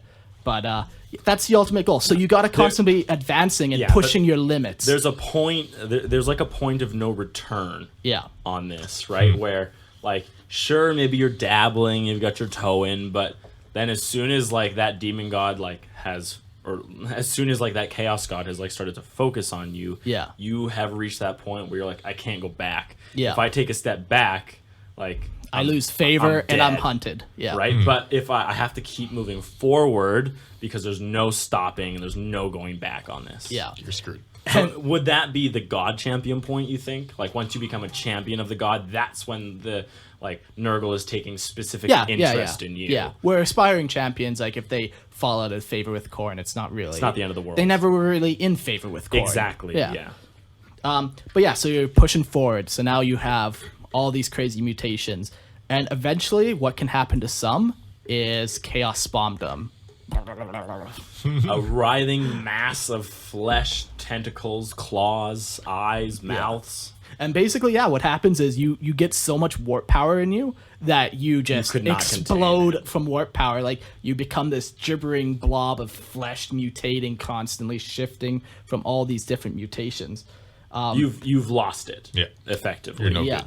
And, like, this is probably the most common fate for God champion. yeah. Well, death would probably be the most most common, but more chaos spawn is going to happen compared to demonhood. Yeah. Yeah, so the victim just has too many mutations and they cannot handle the stress. Their body just explodes from mutations, and then they're a gibbering mess with no control. And at this point, the gods abandon your paltry flesh. These are my sacrifice in favor of someone more suited to their goals. You weak, insignificant, useless pile of flesh pus. Yeah. Dumb spawn. Yeah, and at this point, like you no longer have your sanity. Like there's nothing You're to done. you. You're done. Yeah. You're done. You're cut off. Yeah, exactly. And like oftentimes you're just herded into combat with a bunch of other chaos spawn. So that kind of just fills out the entire role of Chaos Spawn then. They're just pushed in the battle and basically killed, and if they kill things, great. But Yeah, and if they didn't, there's more where that came from. yeah, but ultimately at this point they are just mindless creatures. Sayonara. Yeah, they're done. But if you do happen to make it past this champion of the god, if you successfully can hold on to your sanity in your body as you gain in favor and gifts and mutations from the god, you ascend. To demonhood, Which is where the- you are a hood for the demon. Is that the joke? Is that what we're doing? That is the joke, Yes, but it's no longer funny. Yeah, I have a tendency to ruin things, I've been told. Then Mark had to come along, ruin the day. This is the top. You can't go past this. Yeah.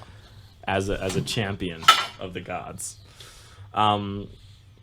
So this is like your name is like feared, Yeah. like galaxy wide. Yeah. Like the common imperial citizen wouldn't know, but maybe they would. Right. But like definitely like other champions know your name. In fact, they hate you Yeah. because you're ascending. Yeah. You know, like You've done some horrible things at this Yes. point. your soul is done. Yeah. But yeah, so why would anyone ever want to achieve demonhood? Immortality. There you go. And how do you become immortal? It's true immortality too. It's not like It's not space immortality. No, Well, yeah, they don't die from age, but you can still put them down with a bolter. Yeah, or it's not even that two furry, the blue furry immortality, where like if you die, your body goes into two things and goes back together. Like it's even greater than that immortality. This immortality is like if a bullet is put through your skull, you just leave this realm of existence, and you recreate yourself in the immaterium, and then you just wait for your next chance to come to the materium. Yeah, because literally it's in the title, demonhood. You become a demon. You become a warped creature yourself. The god fully accepts you into like his fold. Yeah. And you trade your human soul and your mortality for their power. Yeah. And at this point too, you lose like any semblance of your mortality, your human body, like even your human thoughts, your human emotions. At this point, like you have completely shifted to this different being. Yeah, and of course, like demons do not perceive anything the same way that we do. Yeah. Even like time and stuff, and Of course like not. yeah, They have endless time. They're immortal. They are truly immortal. Yeah. So, yeah, usually you will have selected a god at this point, but Well, there you have to have. no, there are examples of undivided demonhoods. Really? I thought you said that at the god champions, they are aligned to one god specifically. Yeah, so the thing about Chaos 2 is this is not like a stacked progression necessarily. There are many ways to achieve demonhood, right? Okay. This would just be like the next power level. Yeah, exactly. Because like you could potentially get demonhood and not be an aspiring champion. Like Sure, you can Right. skip it you can if the skip- god is there. If you do something so heinous, your first bad deed is also the most heinous deed in the galaxy. You Yeah. become a demon. You're gonna skip all those extra steps. Yeah, like it's very rare. Most demon princes will have an aligned god. What is a demon prince? A demonhood. Okay. Yeah, So demonhood. Demonhood is what it is. The title is demon prince. So when you that's ascend, what you are. You are Yeah. a demon prince. Gotcha. Yeah. Yeah, because there's no such thing as a hood for a demon. Right. Yes. Just let's be clear on that. But yeah, so most likely though you have aligned yourself to one god, but there's still energies, there's still warp energies that can give you power. Okay, so there are a couple things that you actually give up when you ascend. The main one being your human connection, but there comes with some restrictions to that as well, because demons cannot exist naturally in the materium, in our realm. Yeah. Eventually they expend their energy and they have to go back and regrow, Right, essentially. and that is something you actually give up by being a demon. You can no longer naturally exist in this realm. Yeah. But this also means that you can be banished. Yeah. Right? You can be killed, but you resurrect in the immaterium. But another thing is you must be summoned, or you physically have to enter the materium through a warp rift, which I can only assume requires an insane amount of energy. Yeah. Yeah. Not any demon can walk through that rift, I can assume. Like I have to assume. No, I think it's pretty open. That's what makes like the Great Warp Rift so crazy, is because now demons can pour out literally anywhere in the galaxy, or in not anywhere, but in It's that just- huge rift. I know what you're saying. Because why would we not have been completely overrun? We pretty much are, But we're not. because then the Games Workshop wouldn't be making money anymore. Yeah. It would just be so easy for them to be like, yeah, like it's not as simple as stepping through. Like you have to be like a certain level, and it takes a lot of energy. Like this would be my easy understanding of it, is that if someone is summoning you, they are providing the energy for you to come to this realm. Okay. If you're stepping through the door yourself, you're giving up a portion of energy in order to go through, so your time would be less than if you were summoned. And that is not canon at all, because I've read that nowhere. That's But just how you see it. That's how I see it, because Yeah, it's possible. it means like, hey, if you're like a bloodletter, Yeah. like, and you want to step through, like maybe you've only got 2 years. But if someone summons you, you've got 10 years of time, or whatever. Like, so Yeah, it no, I means, know like, what you're I saying. would way rather be summoned, but if I needed to, I could step out. I think the limitation is more just you have to come through an existing warp rift. But they Which- exist. And the Eye of Terror has been there for 10,000 years. Yeah, but it's also heavily fortified. Like, and then you also have to travel to the place. So, okay, so now you had just been spewed out of the Eye of Terror, but now your intended target is on the opposite side of the galaxy. Yeah. You're spending 10 years getting there. Oh, by the time you get there, you only have a year left. Like, I know what you're saying. But a demon can extend their time in the materium by like rituals and crazy acts. Yeah. So like as long as they are continuing to serve their god and fulfill their purpose, you can technically be out indefinitely. Sure. I don't know. I don't have a good one for this. Yeah. But I think it is something that is worth pondering. Yeah. Sure. For me. Sure. I'm not saying you're wrong. Just not saying you're right. You're right. That's fine. Yeah, I'm not saying I'm wrong. That's better than I normally get out of it. That's true. That is very true. Normally, you just get hate crimes out of it. Exactly. So, but yeah, so you have to come into the either being summoned or through a warp rift. But since you're a demon, at this point, now you can also be banished. So that's also one of the drawbacks to being a demon prince. You can also be killed, but you get resurrected. Like, yeah, it's just the way any demon functions. You kill it in real space, it poof. Now it's just that echoed really nice. Yeah, that was a good one. Now you're back in the warp, and now you have to kind of rebuild your power, reform yourself. Exactly. But then you can go out and cause terror again. Yes. So the greatest example of demonhood would be the demon primarchs. Yeah. So those are like the ultimate demons. Yeah. And they are the most powerful. Yeah. Just for an example, Potarabo of the Iron Warriors, Erebus of the Word Bearers.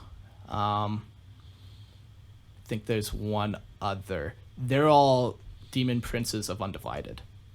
Really? Yeah, because Erebus is undivided. Yeah, because he worships all the chaos. I guess that or makes not sense. Erebus. Sorry, Logar. Lorgar. Sorry, my bad.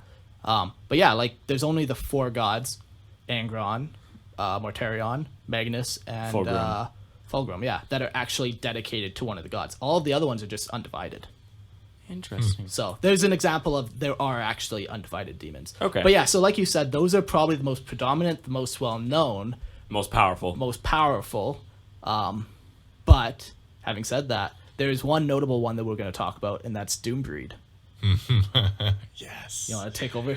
No, I don't know that much other than he's one of the greatest demon princes that Chaos has. I believe, is he a Khorne? I think he is. Yeah, I'm pretty sure he's Khorne. He is. He rose to demonhood. Sweet demonhood. Through acts of genocide on Terra, on ancient Terra.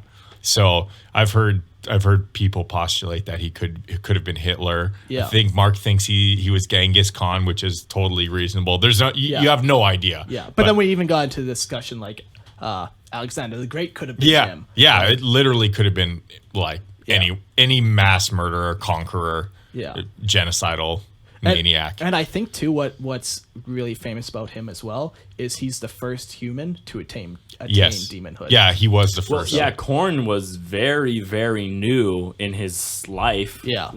Around this time, because Khorne is like what? Apparently, he was born during like the medieval. Yeah, something like that. I don't know if that's been retconned or not, but I don't know. Yeah, Khorne is supposed to be relatively new in his life when this has happened. So it's like one of his first champions, right? And he's human. Yeah. But yeah, another thing he's known for is wearing a cape made of 1,000 skulls of Space Marines. What a cape! Holy shit! Okay, so how much is a human skull? Let's say 5 pounds for a Space Marine skull, because it's like also like hardened, thickened. Sure. So 5,000 pound cape. Yeah, it's heavy. Holy shit! Yeah, no, he's cool. He's really cool. He's like, as far as I understand, he's like the most powerful, if not. Yeah, or one of the most powerful. Yeah, and usually like these older ones, like there's another super famous old one. I forget his name. But usually the older you are, the more power you have as well. So like Doombreed was Because given like a shit ton of power. You should be like, amassing so much it power, over yeah. this. and that's also it too. Yeah, you build upon it. So Could you gather so much power as a demon prince that you could rival a god? Is that possible? no, Okay, yes. so the potential is there. Would the But they god would- ever let they you? would never And let you, yeah. They have so much. Like no matter what you do, you're a drop in the ocean. So here's the thing, though, that You'd have to we're be playing the billions. one side of this. We're saying, would one ever rebel against a god? Yeah. Obviously, that could never happen because the god can just take the power away. But what? Scarbrand. Yeah, but what happens if Doombreed goes against Slaanesh? Why could Doombreed not amass enough power? Because we know that the power levels of the gods flux and wane depending on if nobody did any sacrifices to Slaanesh today, he weakens, right? So potentially one could get more powerful than Slaanesh. It doesn't mean that he can now destroy Slaanesh because none of the gods can be destroyed. But he might be able to kick Slaanesh's butt for a day until the power of the war flux and wane again, and then everything shifts because it's an eternal I conflict, guess, yeah. right? So coming from that aspect, Like the powers of the gods are so great. sure, yes. I'm not saying this has happened. I'm saying it could be possible. Of course, potential for anything. Maybe Yeah. if he was like billions of years old. Yeah.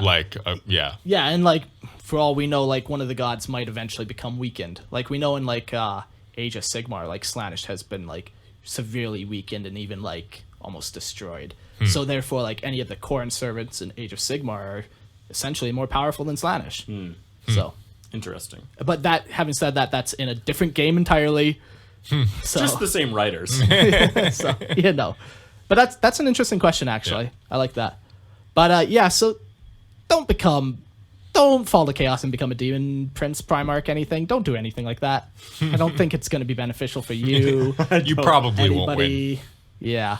Because ultimately at that stage you are kind of a pawn. Yes. Yeah. You have given up any independence of yourself for the god that you now serve. If you don't follow the god's whims, he'll take the power away. Not saying that the god is in complete control, but if the god does look upon you and ask you to do something and you say no, it's You're fucked. you're fucked. Yeah. Yeah. But Or maybe Khorne picks you up and throws you across time and space. yeah.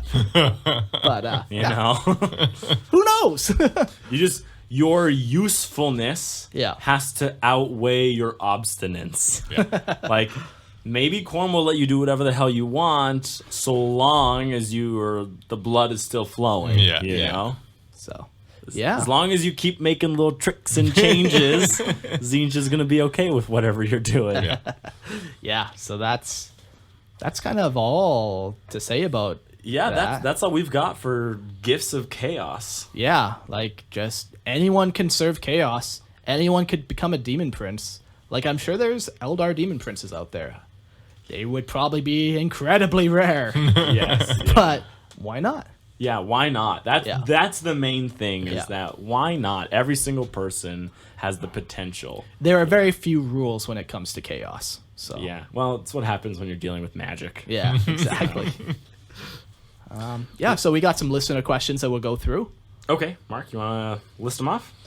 Okay, so do you want me to just read all the questions first? No. List we'll off do all one the- one at a time. Oh, you gotta be more clear with me. Sorry. I'm a simpleton, Eric. He has a demon inside him, and he's trying to creatively interpret the question. Busted. No. Just in case my mom listens, I don't have a demon inside me, Mom. I don't. That's just the demon. That's the demon talking. That's Okay. what a demon would say. Cody says, so question. What, if anything, could corrupt a Grey Knight? I feel it's nigh impossible, but just wanted to hear your thoughts. Best of luck, guys. My thoughts are it's impossible because Games Workshop says it's impossible. The plot armor is way Yeah. too thick on the Yeah. Grey Knights. What could do it? Anything. It's chaos. Primaris demons could do it. It's a made-up thing, Eric. I'm making fun of Oh, Games okay. Workshop and writing shitty lore to counter already Gotcha. good established lore. It's a joke. I don't I don't think anything could ever corrupt a Grey Knight. No, it's just so written into the lore that as soon as one falls, it kind of takes away from Grey Knights, where they're that incorruptible thing. And at that point, if one falls, then what's the point of having them? Now they're just another chapter who's just made for a specific purpose. Yeah, they lose that special snowflakeness. Also, so let's just say hypothetically, one of them is falling. Sure. I think the Grey Knights would be very well aware, and they would very much put him down before anything happened. Yeah. So, a very similar way to the Hive Fleets, how they will cut off whatever has that risk of that taint. Yeah, that makes I sense. could see the Grey Knights doing that. Yeah, because He probably even does it to himself, if anything. Yeah. Kills himself. No, for real. Yeah. Like, But like all Grey Knights are psychers, and they like and form like extremely powerful yeah, psychers. and they're in a squad with each other. They're all like communicating with their minds. Like you know your battle brothers like intimately. Like because nothing exists about them, right? Like all of you are like killing machines, and that's all. Yeah, so if you were slipping to chaos, people would pick up on it, and there would be conversations with violence. Violent conversations. Violent conversations. I don't think anything could. No, I don't either. And I hope that stays. But I hope so. yeah, It's one of the things that just makes them so unique. yeah, exactly. Jacob asks, how many Chaos Champions actually have boons or blessings from multiple gods? And also, are there any big rivalries or hatred between followers of different gods? Like, how often do you see multiple armies of different gods fighting alongside each other? That's a big question. So the first question was, how many Chaos Champions actually have boons and blessings from multiple gods? Obviously, there is no exact number, Innumerable. but we do know that it is possible. Abaddon the Despoiler from the Black Legion, he has the favor of all 4 Chaos gods. And he actually went to each of them individually and got their blessing. So we do know it's possible. It's just not very likely. Like, it's not going to be a common occurrence. Oh my gosh, how much? Oh my gosh! No, just like how much would you have to do Yeah. for all 4 of them? That's insane. Like, as far as I can think, there's only Abaddon. But having said that, there could be more. There is, But it there also must be more. yeah, of course. But it also is like, how do you do you consider Malala a god? Like, do you consider any of the lesser chaos powers as gods? Yeah. Right? Like, of course you can get multiple boons and blessings from multiple gods. Absolutely. Are there any big rivalries or hatred between followers? Yes. Like Korn hates Tzeentch. yeah. So if you're a champion of Korn, you hate champions of Tzeentch. Yeah. And You think there's they're dumb chicken. dumb chicken. Dumb chicken. Look at all so that's- those chickens. That's what was going through my head. Like a champion of Korn pointing to a bunch of champions of Tzeentch. awesome. I'm just thinking of like actual specific rivalries. Like really, they're all like even you can have Korn guys rivals with other Korn guys. Actually, that's a horrible example because of course they don't care where the blood flows. But you can have Slaanesh ones in rivalry with other Slaanesh ones because like it's all about ambition. If somebody else is taking that spotlight from you, how are you supposed to rise to that next rank? Yeah, right? everything about being chaos is extremely personal. Yeah. Like you're not you are not altruistic in chaos at all. You are not trying to help your friend. cause, you will stab them in the back in a heartbeat if it furthers your goal. Yeah. So like hatred, why not? Yeah. And then the final part of his question was how often do you see gods fighting alongside each other? We've said it kind of multiple times in this episodes.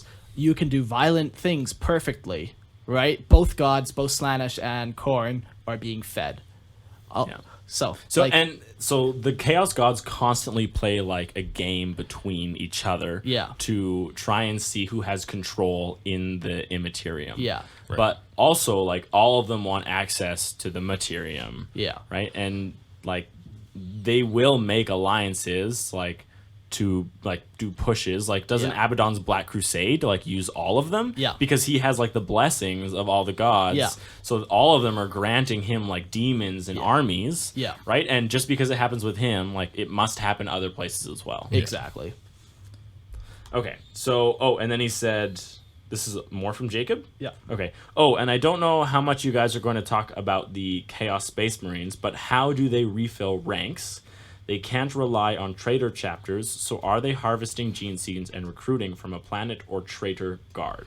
So this is a big question, and when we do like a Chaos Space Marine specific episode, we'll get a lot more into depth in this. But basically, Space Marines still have Chaos Space Marines still have gene seed. They still have apothecaries that are getting gene seed.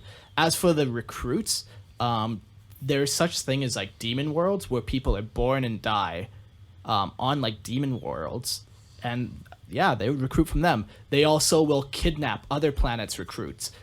They will also even kidnap fully developed Space Marines from other chapters and bring them in. Yeah, they'll also take other chapters' gene seeds for their own, because like you kind of lose that coherency once you become a Chaos Space Marine. So it's not nearly like the pureness of it is not nearly important to them as it is to the loyalists. Yeah, but the vast majority of the recruits, I would say, come from like demon worlds, which are there's a lot of them. The Eye of Terror is a pretty big place. Yeah, full of demon worlds. So yeah, and any cultists or whatever, like anyone and everyone. Like they'll kidnap what they can't get through conscripts and volunteers. The one funny thing too is like Chaos Space Marines could go to like a loyalist planet's recruiting and like run them through the same rituals, and like the recruits probably wouldn't even know the difference between a Chaos Space Marine and a regular. What, you want me to kill my brother? Like that's how I have to prove myself to be strong enough to become an Astartes. That could happen in both loyalist and heretical Astartes. Absolutely, right? So like they could even like just pretend to no, we're the good guys, give us some, like exactly. And then by the time they realize it, it's too late. It's too late. So Derek asks, is it better to be mono-blessed or undivided blessed? Does Nurgle really love me and want to give me hugs? Is it gay to be for Slaanesh or straight? The deep questions. Reword that one. It doesn't make sense to me. Oh, like if you follow Slaanesh, does that make you gay or straight? Yes. Are you gay for Slaanesh or are you straight for Slaanesh? Oh, I see. Fuck. Both. I'm both. I have the capacity to be both. Good for you. It depends on what face they're wearing. Oh, God. Right? Interesting, yes. Isn't that how it works? Yeah, Slaanesh is gender fluid. Right, so. exactly. I'm neither. I'm not gay or straight for Slaanesh. I'm just sex. You're sex for Slaanesh. I am sex for Slaanesh. That's how it works. Oh, God. So he says, is it better to be So mono-blessed? progressive. I don't see gender. I don't even see gender. Oh, my God. So woke. So progressive. Is it better to be mono-blessed or undivided? I would say probably mono-blessed. I think you'd get further in mono. Yeah. Yeah, Really? you stuck with a specific god, you'd get more powerful. Because if you're undivided, like you're never giving as much attention to a specific god, so they won't give you as much. Yeah. You might get a little bit of everything, or you could stick with Khorne and get like a huge boon. Yeah. It's funny that we always just use Khorne as an example. Yeah, He's the always. easiest. He's the He's easiest the to relate easiest. to. All of us are angry I can people. actually say his name. That helps. Like fucking Chesnich. Chazine. It's not happening. Jared asks, if Khorne were throwing a barbecue, what side would you bring? Jalapeno hot poppers. Potato salad. Macaroni salad. You guys are only bringing salads. I'm doing potato salad. Jalapeno hot poppers. Yeah. I'm bringing beer. Ooh, nice. This is going to be a good barbecue. Yeah, we're doing Yeah. I'm nice. looking Sounds forward good, to yeah. it. It's unfortunately that we have to kill somebody at the Right. end of the barbecue. Of course. No, And probably what do you think eat we're them. barbecuing? Yes, that's unfortunate, but Yeah. You have to bring a side and a human sacrifice. That's what the stipulations are. Chris. Is this our Chris? no. Okay. A different Chris. Yeah. You Hi, are Chris. Fabius Bile. Is this one mine? You are Fabius Bile, master and weaver of the flesh. After many attempts, you finally succeeded in subduing and acquiring specimens of the new Primaris Space Marine. You are eager to experiment and breed a legion of Chaos Primaris Marines. Well, that's just not true. What, he wouldn't be? I am not eager. You are not eager. I am not eager to do Get that. these filthy heretics out of my office. How would you do it? I wouldn't. What heretical adaptations? It already is heretical.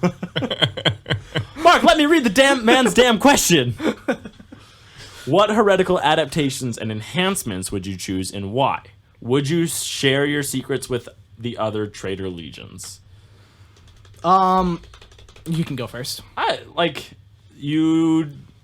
a gene seed level, Yeah. you don't do anything, I don't think.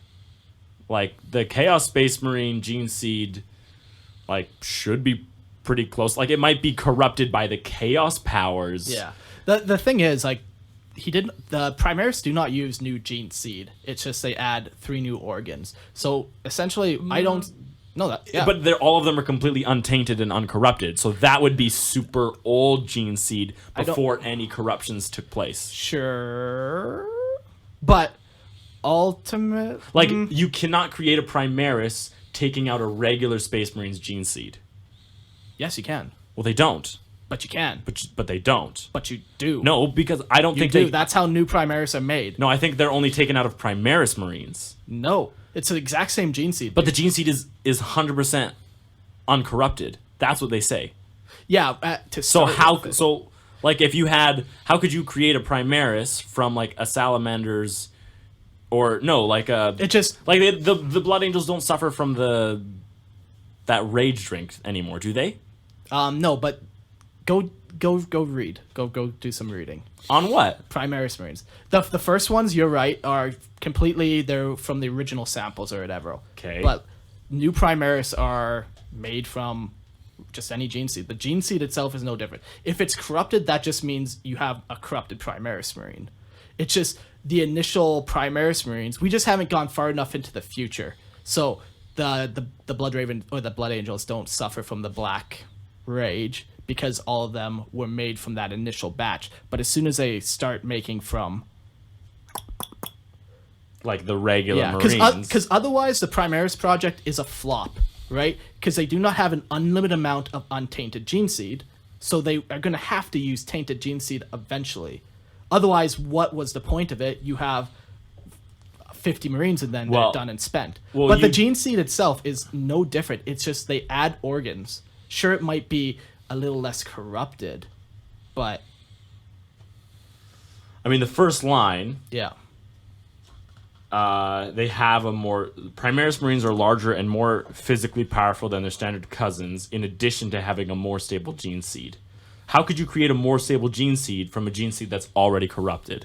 That's just the first ones. Like I said, they don't have an unlimited amount of gene seed, though, of stable gene seed. So eventually, they're going to have to start using the gene seed from regular Space Marines. Otherwise, what was the point of it? It's a dead-end modification. Or Games Workshop can write horrible lore and say they have an infinite amount of untainted gene seed. No, because yes. How long does it take for a gene seed to mature? 5 years? Sure. Right? Yeah. You create. It's been 200 years. Yeah. Right, since the Primaris were introduced. Yeah. So those 200 years, you take a Primaris gene seed out, you extract it. Yeah. And now it's corrupted 0.0000001%. Why is it corrupted now? Because it has been used once. So it's a very, very minute corruption, but it has now been corrupted 0.00001%. Because every generation it gets a little more. That's not what it says at all.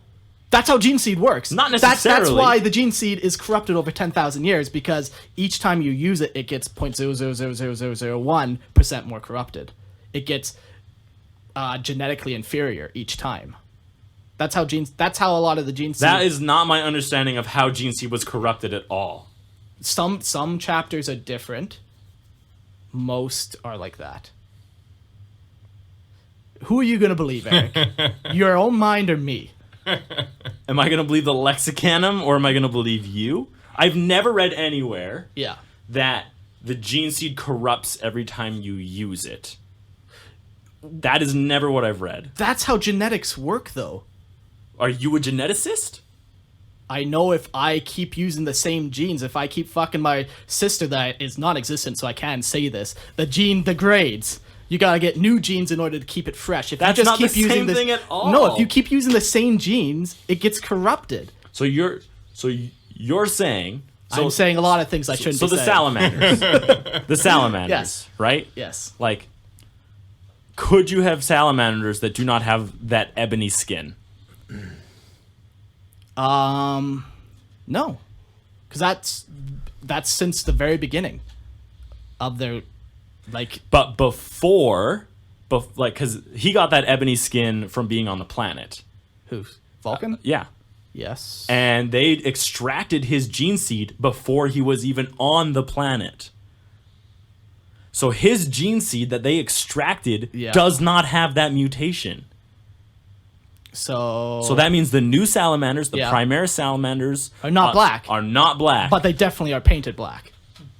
That has nothing to do with what it would, what the logic would say in the lore. Sure. Here's the thing about Primaris Marines. They're fucked. Right. We just spent 10 minutes talking about a topic that is fucked to begin And with. that's not even on our. It's not even on our normal. So docket. how would I do Primaris Marines? I fucking wouldn't because they're horrible. And you get into these stupid topics of here's the genetic thing. modification that should never have been asked in the first place. Here's the thing about Yes. chaos. Yes. It doesn't need Primaris Marines. No, they have chaos They have powers. chaos powers. Yeah. And that was Games Workshop's answer to chaos powers. Yeah, Was exactly. Primaris Marines. They don't need to fill a hole in chaos right now. Primaris was the hole they were trying to fill in answer to chaos. Yeah, and that's a very good point, and I'm glad you said that. Like, yeah, they're not. We don't need to fill a Primaris chaos space marine hole. Yeah. Because we just up the chaos powers. Yeah. Right. So yes. And then the only other thing. Let's not get into this topic. That was a fun rant. I enjoyed it. Let's do some research. Okay, I'm willing. I don't think enough has been written, but I see. Yeah, we'll take a look. We'll see if we can the only find other it one thing way you or said was, would you trade it or Would you share it? your secrets? And no, I wouldn't. No, of course not. It's all about personal power. Yeah. You maybe trade it for something, but you give them a little bit. I might give them a batch of 10 Marines, but I'm definitely not saying here's the process. Exactly. Yeah. Yeah. No, of course not. Fabius is not a sharing person. Question 2. After reading up about High Fleet Kronos, what? Oh, like he did it. Chris did this. Okay. Yeah. And how much trouble they are stirring up for chaos and its agents. Would you consider them or Tyranids as a whole as the greatest threat against chaos? If not the Nids, then who/what? Greatest is tough to quantify. But I can see the Nids being a very big threat. I would say they are the greatest. Because they eradicate all life and they don't contribute to the warp. So let's say do we know they don't contribute to the warp? I'm pretty sure we don't. are fairly confident. Yeah, that they do. they even create like a shadow in the warp where they block they dampen it out. all warp and But so let's play out another mass extinction event with let's say orcs. Orcs still contribute to the warp. Therefore, the Chaos Gods, Khorne is still a thing. Yeah. Their powers would definitely be weakened, but yeah, Tyranids wipe out everything. There's nothing left, so there's nothing to feed the gods. Do you think life would come back to existence before the Chaos Gods died due to attrition? Who knows? That's an even more fucked question than Primaris. How am I supposed to answer that? Yeah, no, I could see Tyranids if you were to say yes, Tyranids are the greatest threat. I could see that. Why not Necron? That's a good. Because Necron enjoy making slaves.